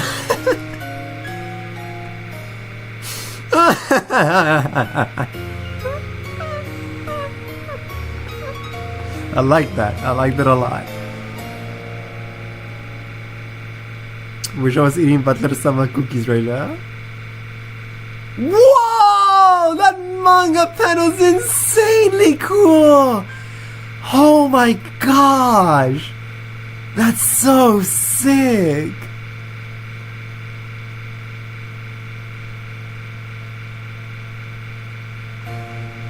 Ooh, I love everything about this. I love everything about this. Let him cook. Okay, well, he's literally cooking, but let Ryokishi cook. When Kinso finally stopped moving, the fire disappeared, leaving a pitch-black corpse. The inside of the room was commanded by the stillness of the sound of the rain. What has happened, milady? I've gotten over my excitement. Clean up those bothersome cinders. Beatrice's expression was unbelievably indifferent. There was an iciness that might easily bring the others to the same fate as Kinso if they annoyed her. Yes, I will clean it up. Gap made a jet-black pitfall, swallowed up Kinso's cinders. If she hadn't carried that out quickly, Gap might also have been burned. You could even feel that thirst for blood. No, but thirst for blood probably isn't the best way to describe it. Just like humans don't have any particular emotion that when they step on an ant while they're walking. That was how much unconsciously and mercilessly Bato was now filled with a brutal emptiness that wouldn't hesitate at burying a passerby, excuse me. What is it, Bato? I don't want to enter. No, even answering is too much of a pain to do. What is it? This isn't like you. Did something happen? Did Butler say some... Ooh.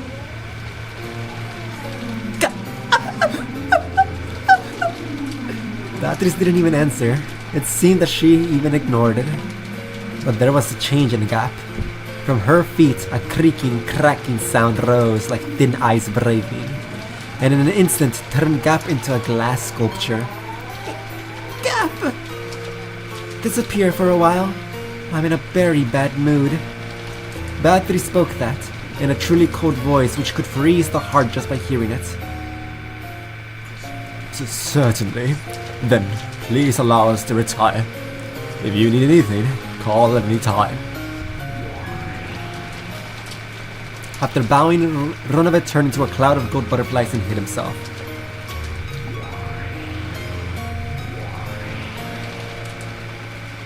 After turning Gap, who had become a sculpture, into a cloud of gold butterflies, Virgilia also turned into a cloud, which mixed in with the others and disappeared.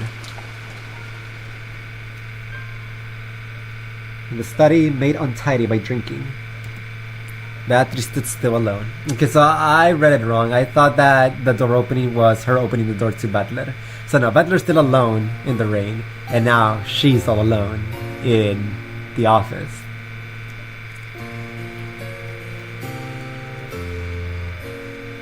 Interesting.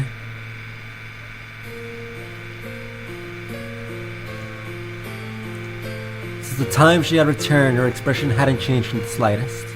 However, when she saw the fallen empty wine bottles and scattered cheese plates, her brow furrowed and she looked a bit displeased.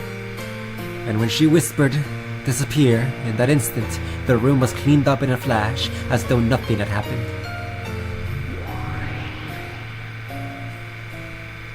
The reception chairs were neatly arranged and there was no wine or cheese.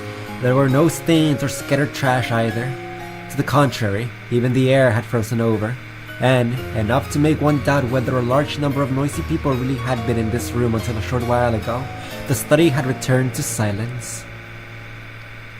In that silent, frigid study, where even the air had frozen, Beatrice stood still. Then she called, muttering, "Butler, are you there?" I've been here a while. What the hell's going on with you? You've been strange since a short while ago. Do I seem strange? My apologies. Even though you were drinking so happily with that damn geezer, you suddenly burned him up. And your demoness friend is a glass sculpture. When you told the demon butler and your teacher to leave, they disappeared right away at your words. Just how fickle and selfish are you? Butler, I'm done. Done with what? I've grown bored of this. Huh? That's...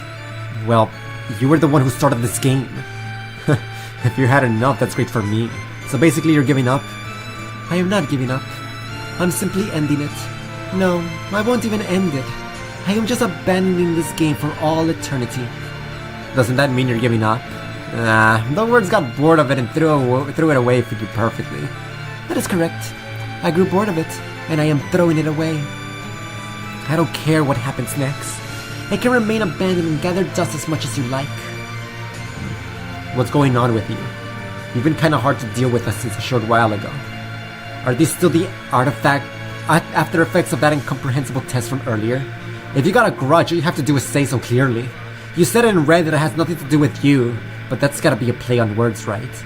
It's written all over your face. You have a grudge against me. How many times will I have to say it? I have no grudge against you before you'll understand. At the time you committed your sin, I did not exist. As Bato spoke with an offended expression, her face twisted to look even more displeased. Fickle, inconsistent, moody, temperamental, selfish and simple-minded and cruel.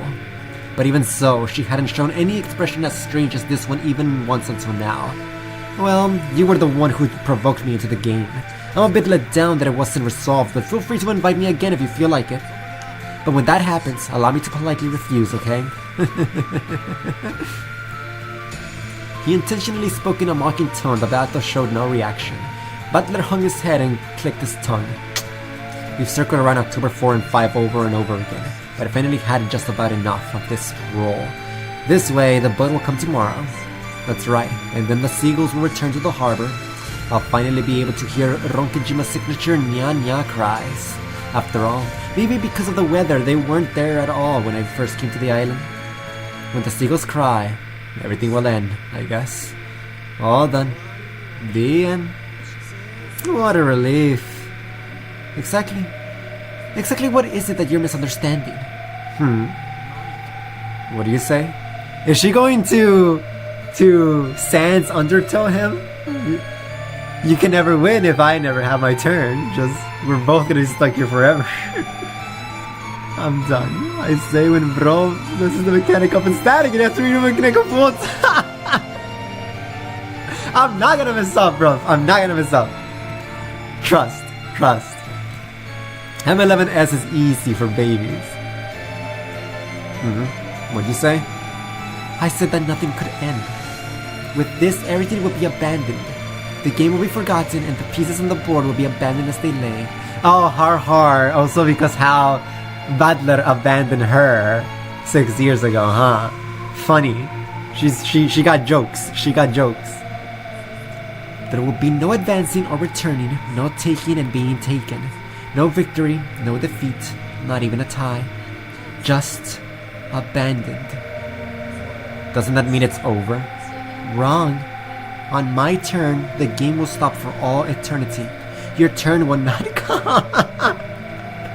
Tobias Foxington. So there will be no victory, nor defeat, nor a tie. In the past, I couldn't let you do that. After all, one of my goals was winning against you. However, I've lost entrance. So there is no longer any point in making moves any longer. What do you mean by my turn not coming? I thought that Bato gotten tired of the game meant that I'd be released and that I'd be able to escape Ronkenjima. But for some reason, Bato's repeated words about the difference between abandoning the game and settling it caught my attention. Just what is it she's been saying, and why the bad mood? At that time, I suddenly heard a voice from behind me. When I turned around, there was someone I thought I might or might not remember from somewhere. A mysterious girl, with no light in her eyes, was standing there. Hi. What this kid is saying goes something like this. She means pulling the lead on this game and leaving the pieces as they are. The game will be locked away for all eternity without ending. The only way for you to return to your original world is to win against Battle. So if Battle abandons the game, get it? Suddenly in a different place was a girl wearing a bright pink dress. I had a feeling I'd meet her somewhere too, but I couldn't remember. More important was the meaning of her words. If the game is abandoned, then... Huh? That's right. A match won't be resolved unless enemies and allies meet. It would mean that you'd never be able to win and escape from this world for all eternity. When it comes down to, my guess is something like taking the key to the cage you're locked in, festering into the collar of a pigeon or something, and letting it fly. This isn't funny, Battle. We didn't come this far to watch such a boring game. Calling it a day like this is no joke. I agree with Lambda. I came here to make Battler win and to make you right and defeat. I still haven't achieved that goal. I won't stand for you abandoning the game in a time like this and running away. I acknowledge that it would mean the curtain call for a game that disappoints you ladies. However, I, the host of this tea party, am fickle. Once it lost its fun, I know no way of entertaining. I believe that's been my witch-like way of doing things from the very beginning. There are no problems, yes? Certainly. I won't go against your creed. I won't accept it! Quit fooling around! How much do you think I've supported you? You think I'll be okay with that after all this preparation? Don't mess with me! I'm saying that I have tired of it. Nothing more, nothing less. That's not gonna fly. We'll have you continue this game. You wanna win against Battler, right? You wanna win and make him surrender, right? You're almost there, aren't you? Am I right? Don't ask me that. But I have an opinion too. Let me say it. What? This is a fight you picked. I'm prepared to settle this once and for all. I've come close to surrendering many times, but I've never had any intention of escaping partway through, leaving the match undecided. Since I'm here, showing the will to fight, you'd better not run away, Beatrice. I agree. Getting Battler involved and then leaving without giving him victory or defeat is just too irresponsible. Suddenly, even Gretel was there, and everyone was calling Battle responsible. Huh. It seems I'm being called irresponsible because Battler will, as my opponent, be stuck. We get it, Ryokishi. This is like really messed up to put the blame on her. When, you know, that's what was done to her 6 years ago. She's just giving him a taste of his own medicine so he can remember. We get it, Ryokishi, we get it.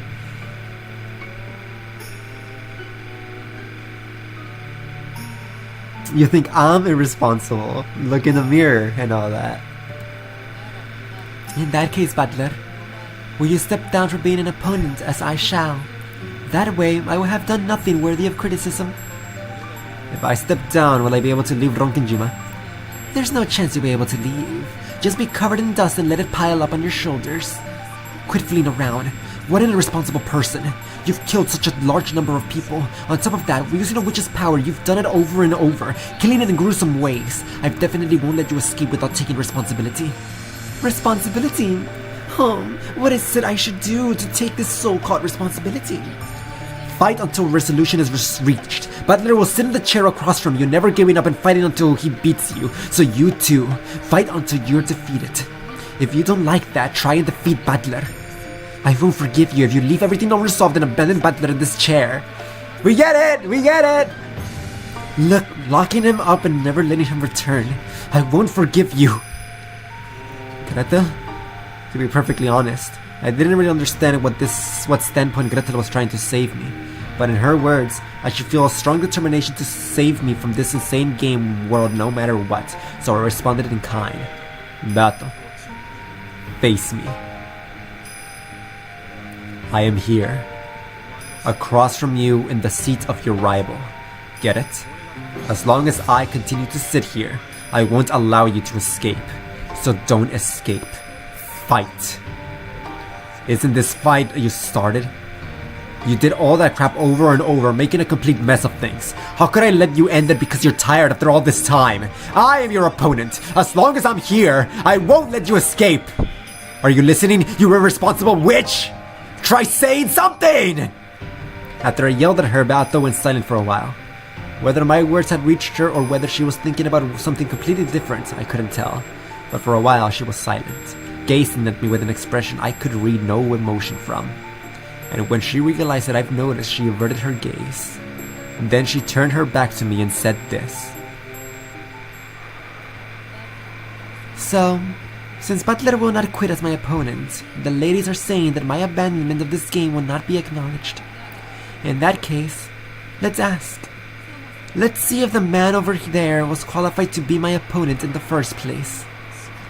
Qualified? Probably has something to do with a test or whatever just now. What are you trying to do? Don't tell me you're... I will now determine whether or not you're qualified to be my opponent. Ready, Battler? If those qualifications are acknowledged, I will stay in my seat and continue the game, and I shall promise to fight for all eternity until the outcome is decided.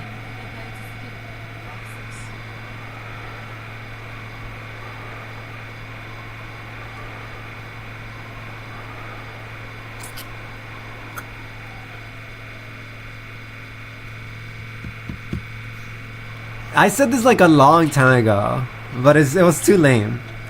But there is a non-zero chance that Butler was never on the island in the first place, right? Perhaps that is what she's trying to say right now.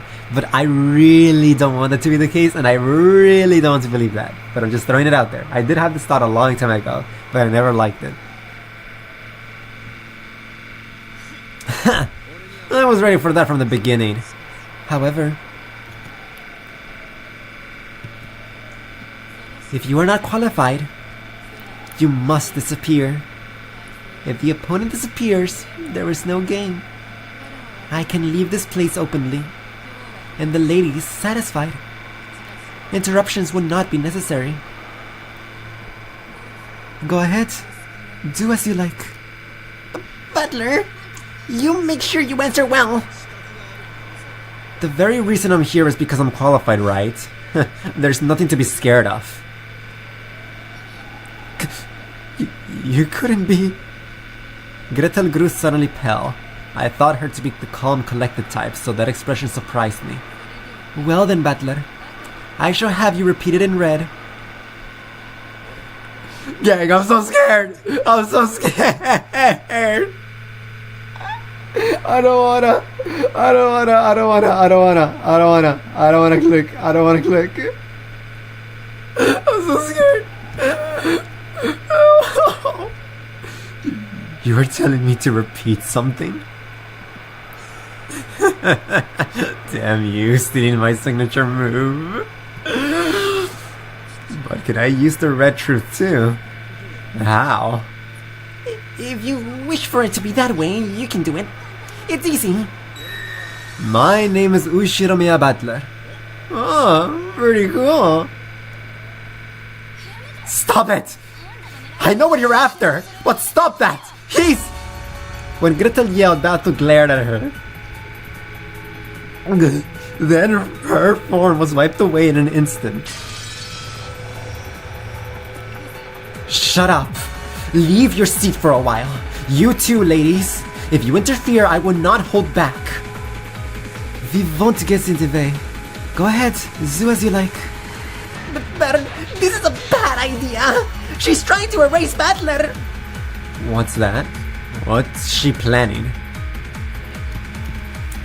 Well then, I shall question your qualifications. Interesting. Attack and defense are reversed from a normal game. This is a very precious experience coming at the very, very end. Ready? Listen carefully.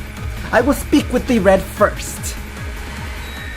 I am the Golden Witch Beatrice, and I opened this game in order to fight Ushiromiya Kinso's grandchild, Ushiromiya Butler. I know that. So what? Repeat it. Ushiromiya Butler's mother is Ushiromiya Asumu.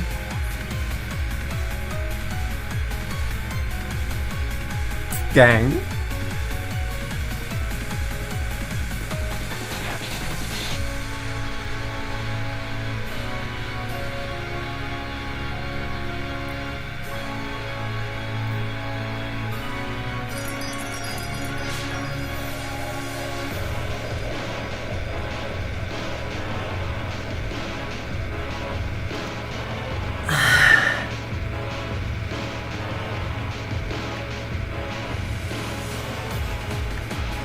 I'm just gonna let him cook. I don't know.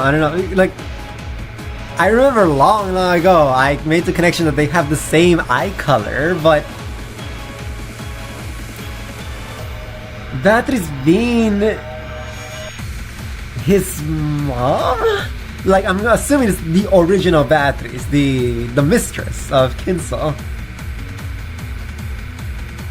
Which... what does that mean? What the... I... just let him cook. I don't get it. Like, cool twist, but what does this change? What? Why is mom's name popping up all of a sudden? I do not require chatter. Just repeat it in red.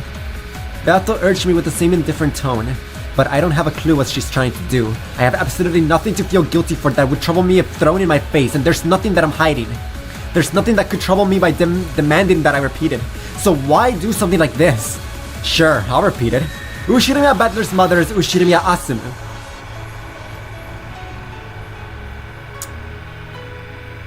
I get it now? Rudolph is not his dad. And that explains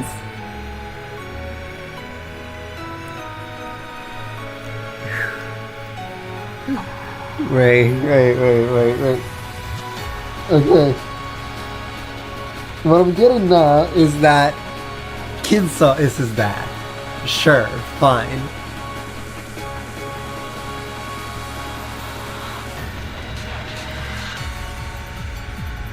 But now, are they saying that Asumu was the original Beatrice?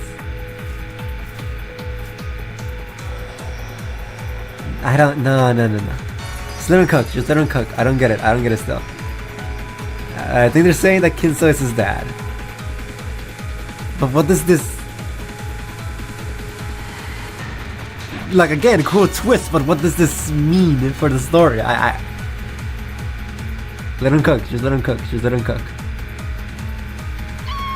Hi, cat.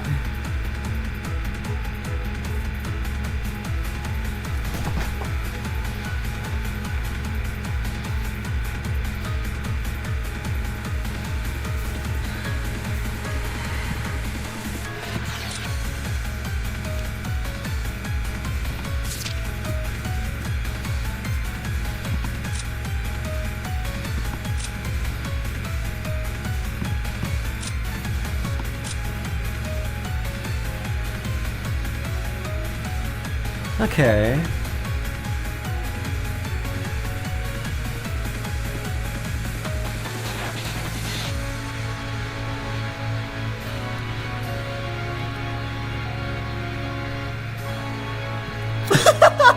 Phoenix, okay. Whatever, let me think. So, what I'm getting at is that this is significant because I gotta bring back... this whole episode has just been about bringing back ancient theories. Gotta bring back my ancient theory that Shannon and Kanon are the children of Kinso.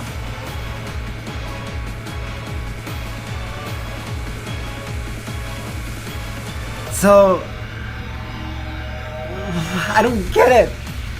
Were all the mini Beatrices children of Kinso?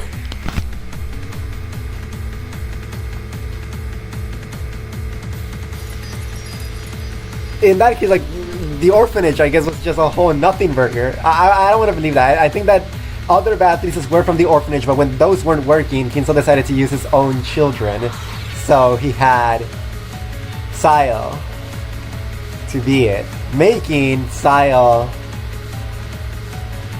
a sister to Butler. So that's like the big, like, ooh, he abandoned his sister like he abandoned Angie, I guess. But like it's cool, I guess. Interesting story moment, but it doesn't change too much. What I'm scared of now, though, is that if they're like saying for sure that blue eyes means that they're related to Kinso,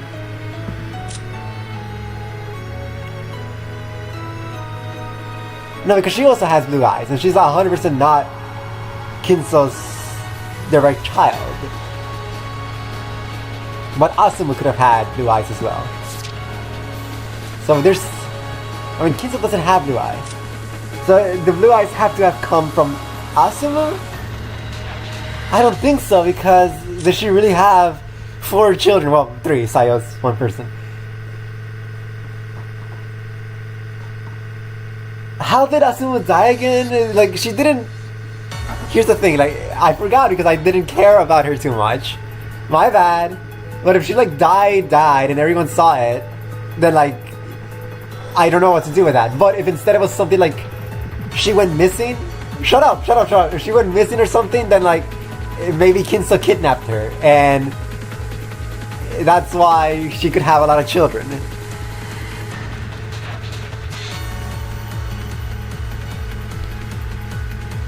So, I'm bringing the eyes up because I'm scared. Why do you have blue eyes?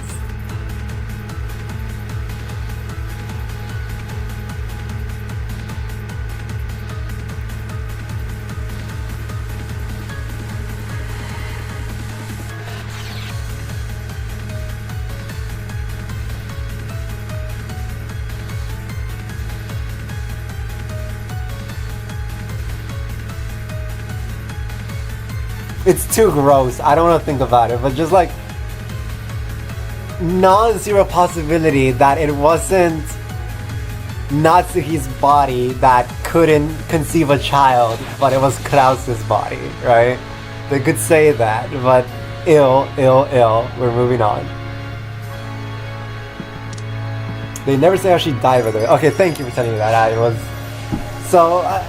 It's just mostly like what we have heard about Butler and her death, like if she ever went missing or not. If she went missing, I can say that Kinso kidnapped her, and that's why she could have so many children. But if she never went missing, then that's a bit curious. But that's enough. That's enough thinking. Enough thinking. No more thinking. Continue playing the game. The red shirt is convenient. No need to bother myself with bringing a copy of the family register.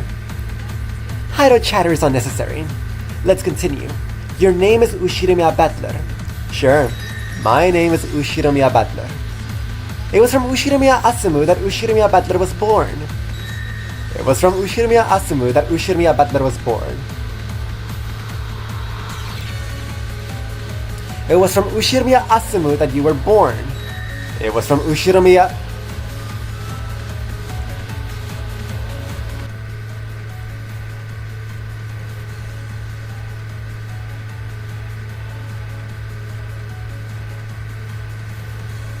What? What?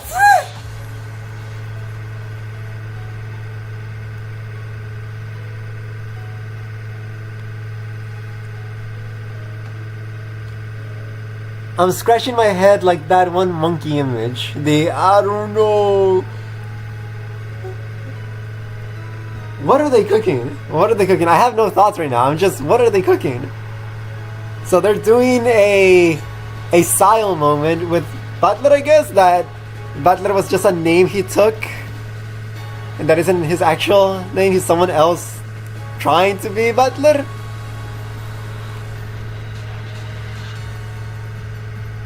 Just let him cook. I have no thoughts right now. What are they doing?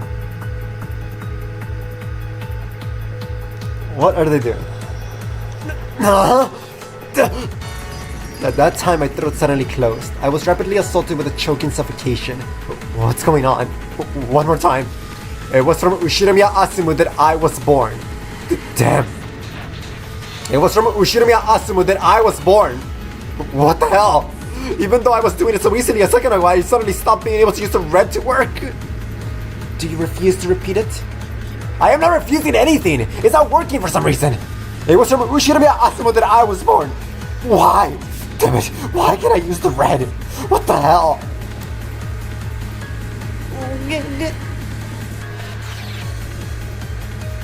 My mom is Ushirimiya Asumu, right? Why can't I say that in fact in red? What's going on? This is If you try to forcefully speak red but cannot be spoken, you choke. There is no need to strain yourself. Allow me to use the aforementioned fact to press you in blue. Do you remember? The blue is used to proclaim a theory for the opponent to deny. They are then burdened with the responsibility of denying that in red, and if they do not, it becomes your victory. Then let us begin.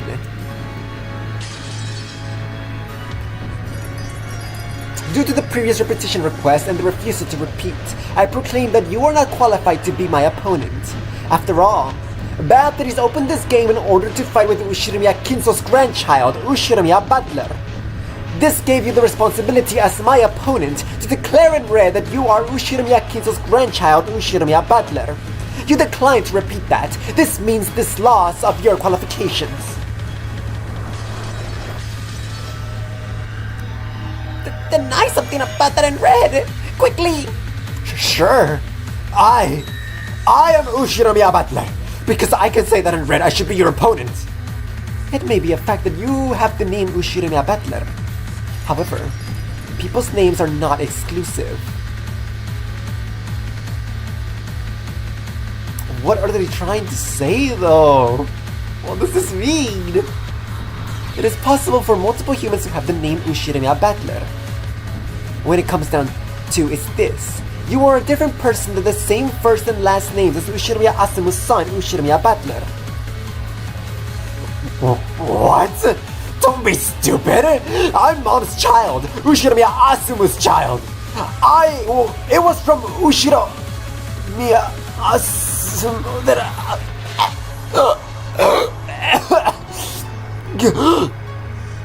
Damn it! Why can't I say that I was born from my mom? How could something so stupid be true? No need to stutter. I will not toy with you. This is checkmate. You are not Ushirimiya Asumu's son. What? You're kidding me. Who are you? What person calling themselves Ushirimiya Butler? Wait a second. I am Ushirimiya Butler. It was from Ushirimiya Asumu that I was born, and I'm Dad and Mom's son. No, there is no way that you were my opponent, Ushirimiya Butler. With this as proof. Proof, you say? Yes, please. You do not know of that sin 6 years ago. That's... No, the true Ushirimiya Butler would not have committed a sin. But a sin did occur in the end. The span of 6 years became a blank space, and a man who knew nothing of that time took on the name Ushirimiya Butler and appeared on Ronkenjima.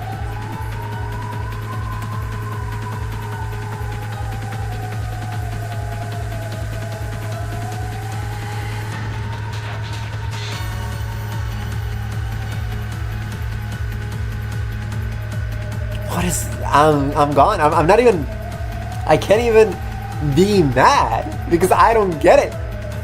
For the first time, I've been defeated. I don't get it at all.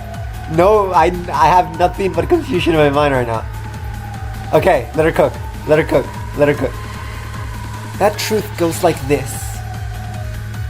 6 years ago, my opponent, the true Ushirimiya Butler, was already dead. You were part of a plot by Rudolph having something to do with distribution of the inheritance. A body double set up in Ushirimiya Butler's place. How could something that stupid be true? That's so ridiculous. She didn't say it in red. I'm not gonna choose to believe that, bro. Butler! Get a hold of yourself! Well, if he can't come to the back, there's nothing more can to do. Butler did not possess the qualification. That's how it is. Are you okay with that, Bern? If you accept that, you'll lose too, right? Once you win, why are you taking Butler's side? What a shame, Butler. What a real shame is that you didn't have the qualifications to be Butler's opponent. I was careless myself, betting on an unqualified piece. It's my utter defeat, Beatrice. Yeah, there's a whole lot of hogswash going on here. There is some hole in this to prove her wrong that I need to find. I'm not gonna try it now, but yeah, I'm not believing a single hogswash she's saying right now. There is no victory or defeat. The opponent will simply disappear. Or perhaps I should say that he was never there to begin with. But then, who am I? Am I not Dad and Mom's kid? Who am I? What am I? If I'm not Mom's kid, then what are you saying? I'm a kid they picked up somewhere like a stray cat? I mean, I guess this is how you can make the orphanage relevant again. If that is the case, it would mean that you do not share Kinso's blood. Either way, you are not qualified to compete in this game. But he has the blue eyes. He has the blue eyes, so that's already a giga massive fat stupid lie. Absurd. You're kidding me. Enough. From the very beginning, I was faintly aware of the possibility that you weren't Ushirimiya Battler, so I had to question you. I had to ask about something the real Battler would have known. What a shame. I even bet on the 1 in a quadrillion chance of a miracle that you might really be Ushirimiya Battler. But it seems you really are a different person with the same first and last names. So like, they're not even trying to do something cheeky with it. They're just straight up saying that this is just some nobody, some hobo that they picked up off the street that literally has nothing to do with anything. What a... No cooking is going on here. He ain't cooking nothing. This is stupid.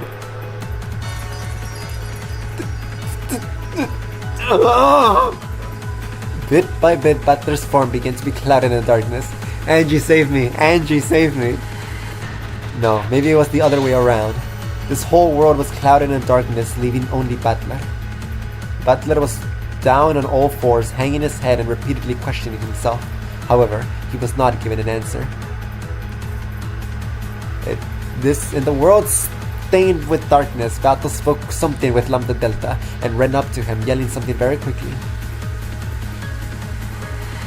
But it had already seemed very far away and it didn't reach Battler's ears.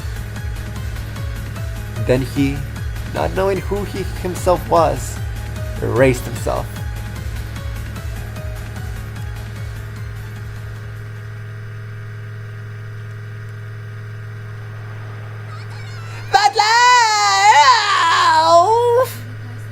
Now my opponent has disappeared. Well then, if you'll excuse me. And ladies, you should get ready for your journey. No more festivities here have been prepared for in my territory. It was good seeing you. Goodbye. Without saying anything more, she clouded her own form in darkness as well and disappeared. Are you okay with this? Battler disappeared, right? I know how much you hate losing. Are you really okay with this? Weren't you betting on my defeat? Good for you then. Congratulations, Lambda. Let's meet again in some other world, okay? Well, this is a world of endless fragments. The chances of us having some connection again somewhere are probably less than 1 in a quadrillion. Anyway, it was fun. Bye-bye.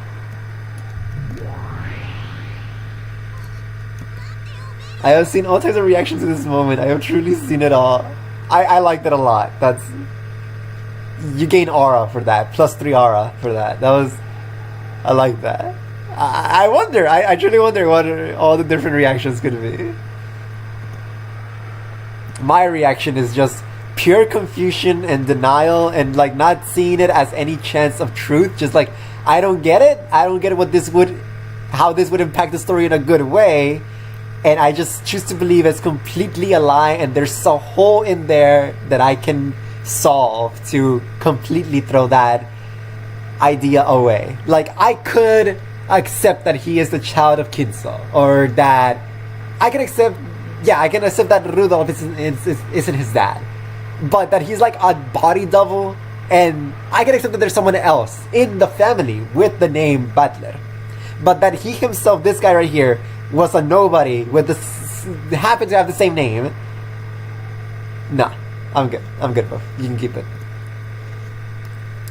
Wait up, Burn! Chasing after Baron Castel, who had disappeared first, Lambda Delta disappeared as well. After that, everyone was gone, and the study was now completely empty.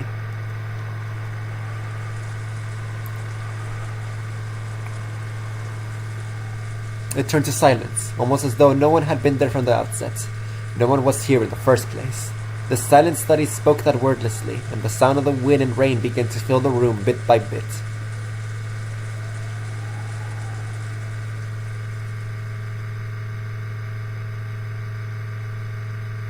In a world where everything had sunk into darkness, Beato questioned herself. As I thought, from the very beginning, magic should only have been used within mariage sorcery. Seems so. I also thought that with Angie. The Witches' Alliance is you and I. It started with those two. Including other people was our first mistake. It was just so fun. We wanted to add someone close to us into the circle. And we wished that the Witches' Alliance would get really large, that everyone would be able to use the fun magic together, and that we'll all be happy. However, only you and I were able to understand magic after all. We are the only two witches in the world who were brought together by a miracle. And now, as long as I have Beato, I don't need anyone else. Me too. As long as you are here, I don't need anyone else anymore. In the very first moment that mariage sorcery was formed, it was already complete. That is so. That is truly so.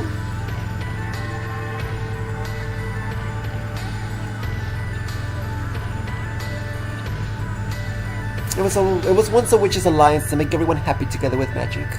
I wonder where it got this screwed up. What did I want to do when I started this game? I can't really remember even that. No, I may remember. But that's a feeling I now wish to throw away to the far side of oblivion. It's okay. Why not forget everything? Let's have a mariage sorcery for just the two of us. We'll acknowledge each other, and no one will hurt us. So we won't be hurt. We won't cry. Let's forget everything. Hey, Beato, we are eternal. Maria. Ooh. Ooh.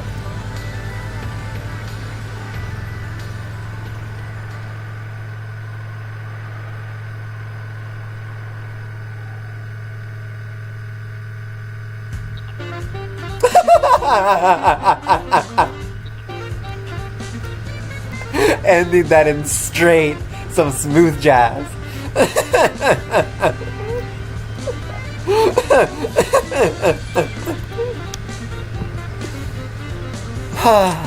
GG's indeed. First time where I'm going to end something like that with nothing to say. I got nothing. I'm just... I will try to solve what she's saying, but I don't even feel like there's a way to truly solve it right now. As in, it's too easy to solve it right now. Because the only red that was said... No, the major red is that I wasn't born from Asumu.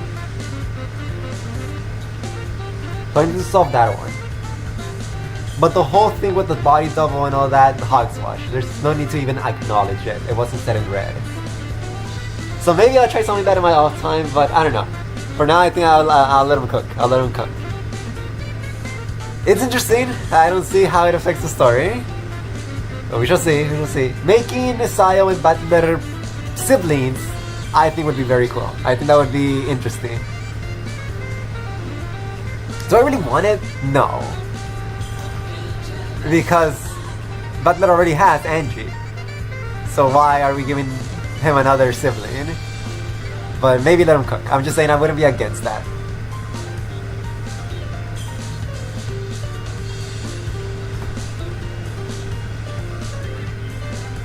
That would be a little weird, you know, since Butler and Beatrice is such a big ship. It would kind of make it odd if Sayo was a sibling, but you know, it's not with Sayo, it's with Beatrice. Even if they are quote unquote the same person, they are not the same person. Same deal with Kanon and Shannon, as I believe. So I don't find it like, it would be odd at first glance, but I wouldn't have a problem with it. Because he didn't fall in love with Sayo, he fell in love with Beatrice. If they're even siblings, which, not likely. Shouldn't we have Butler was born of Asumu? I was not born of Asumu.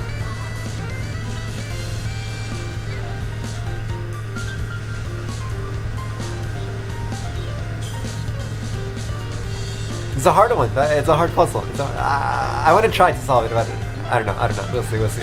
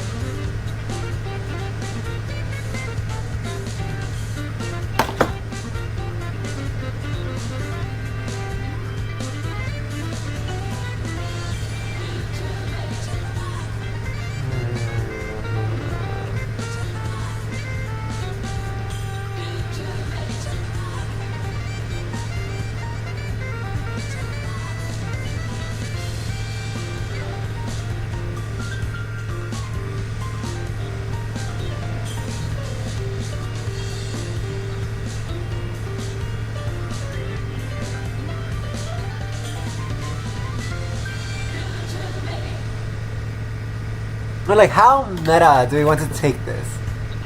We can say that Battler, like, every Battler, like, there's only one Battler, and this one Battler was born from Asumu. But he can say that I was born from Asumu because the I of this current moment in time, that the Battler that was talking with Beatrice in the tea party, isn't actually Battler. It is a representation of Battler that Battler has created to fight with Beatrice, because Beatrice isn't real. She isn't. Again, my current theory is that he is in Kuwadorian currently, reading stuff, and that's where he's having his discussions with quote-unquote Beatrice. So it's a Homestuck reference again. It's a ghost Beatrice in his mind. So he needed to create a little mini Battler in his mind to also talk with her, right? So it's like Smiling Friends, a little mini me, a little mini version of me. That's the mini Battler. So it's saying that the Battler of that moment right there was born out of Battler because Battler created that Battler. Okay, that's better. Perhaps. Farewell, Phoenix. Farewell. You won't miss nothing. So to me, that is satisfying. That he can say I was born out of Asumu because that current Tea Party Battler was born out of Battler. But I don't think that's how they are gonna take it. It's something more than that.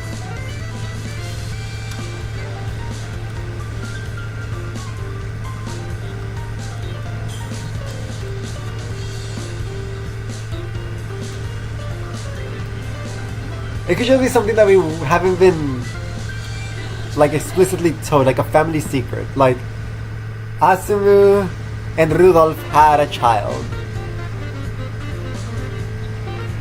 They named him Battler, and he died. Like maybe super duper stillborn, like before he even existed truly. So they got a kid from the orphanage and also named him Battler, but he was not born out of Asumu. It was just an orphan kid.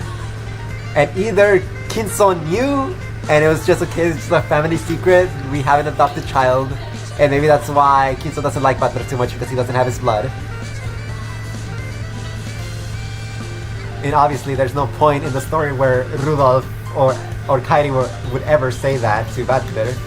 So it makes sense that we have heard no inkling of such a thing.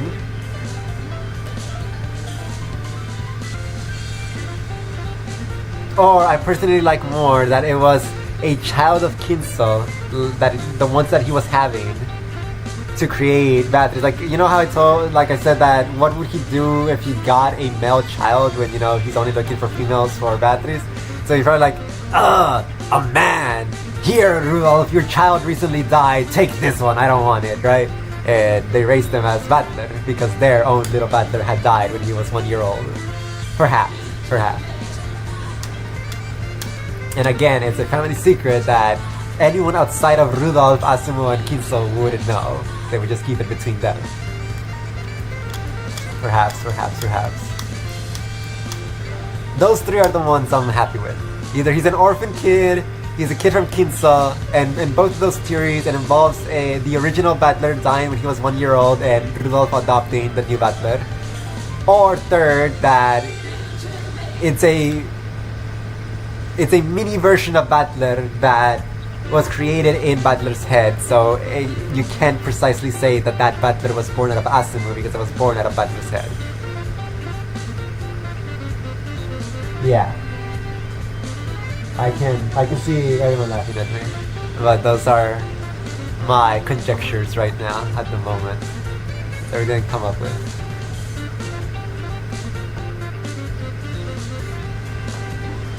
At the end of everything, the thing that's bothering me the most is Jessica having blue eyes. Natsuhi loves Kinso so much, right? So it's not out of the question to me.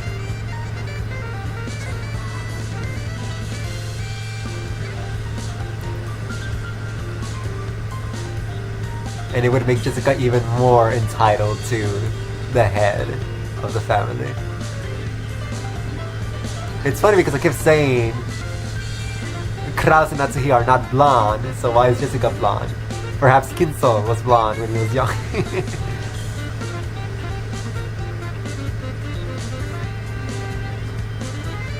It would make Natsuhi so much more interesting, that's for sure.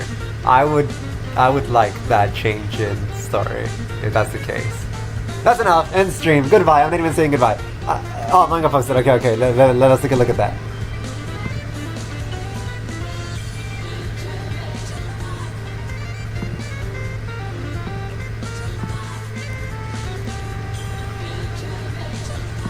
Is this it?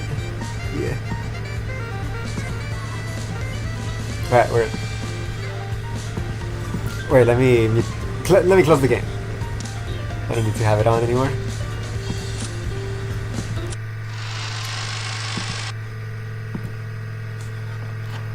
Alright, let's take a look-see.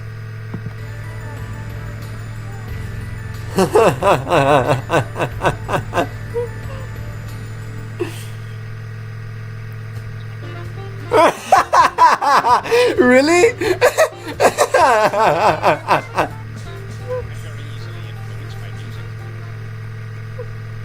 That's so funny. Thank you. Don't be white. Alright. Holy Ara. Ah, she's so cool. These are great. Ooh. I don't think I've seen manga panels of Battler. He looks so good. Ooh, cook! Oh my gosh, that's incredible. This artist cooks so hard.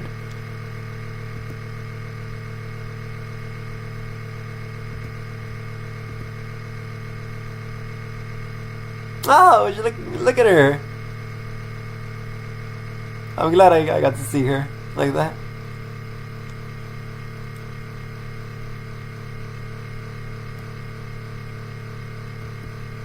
Whoa!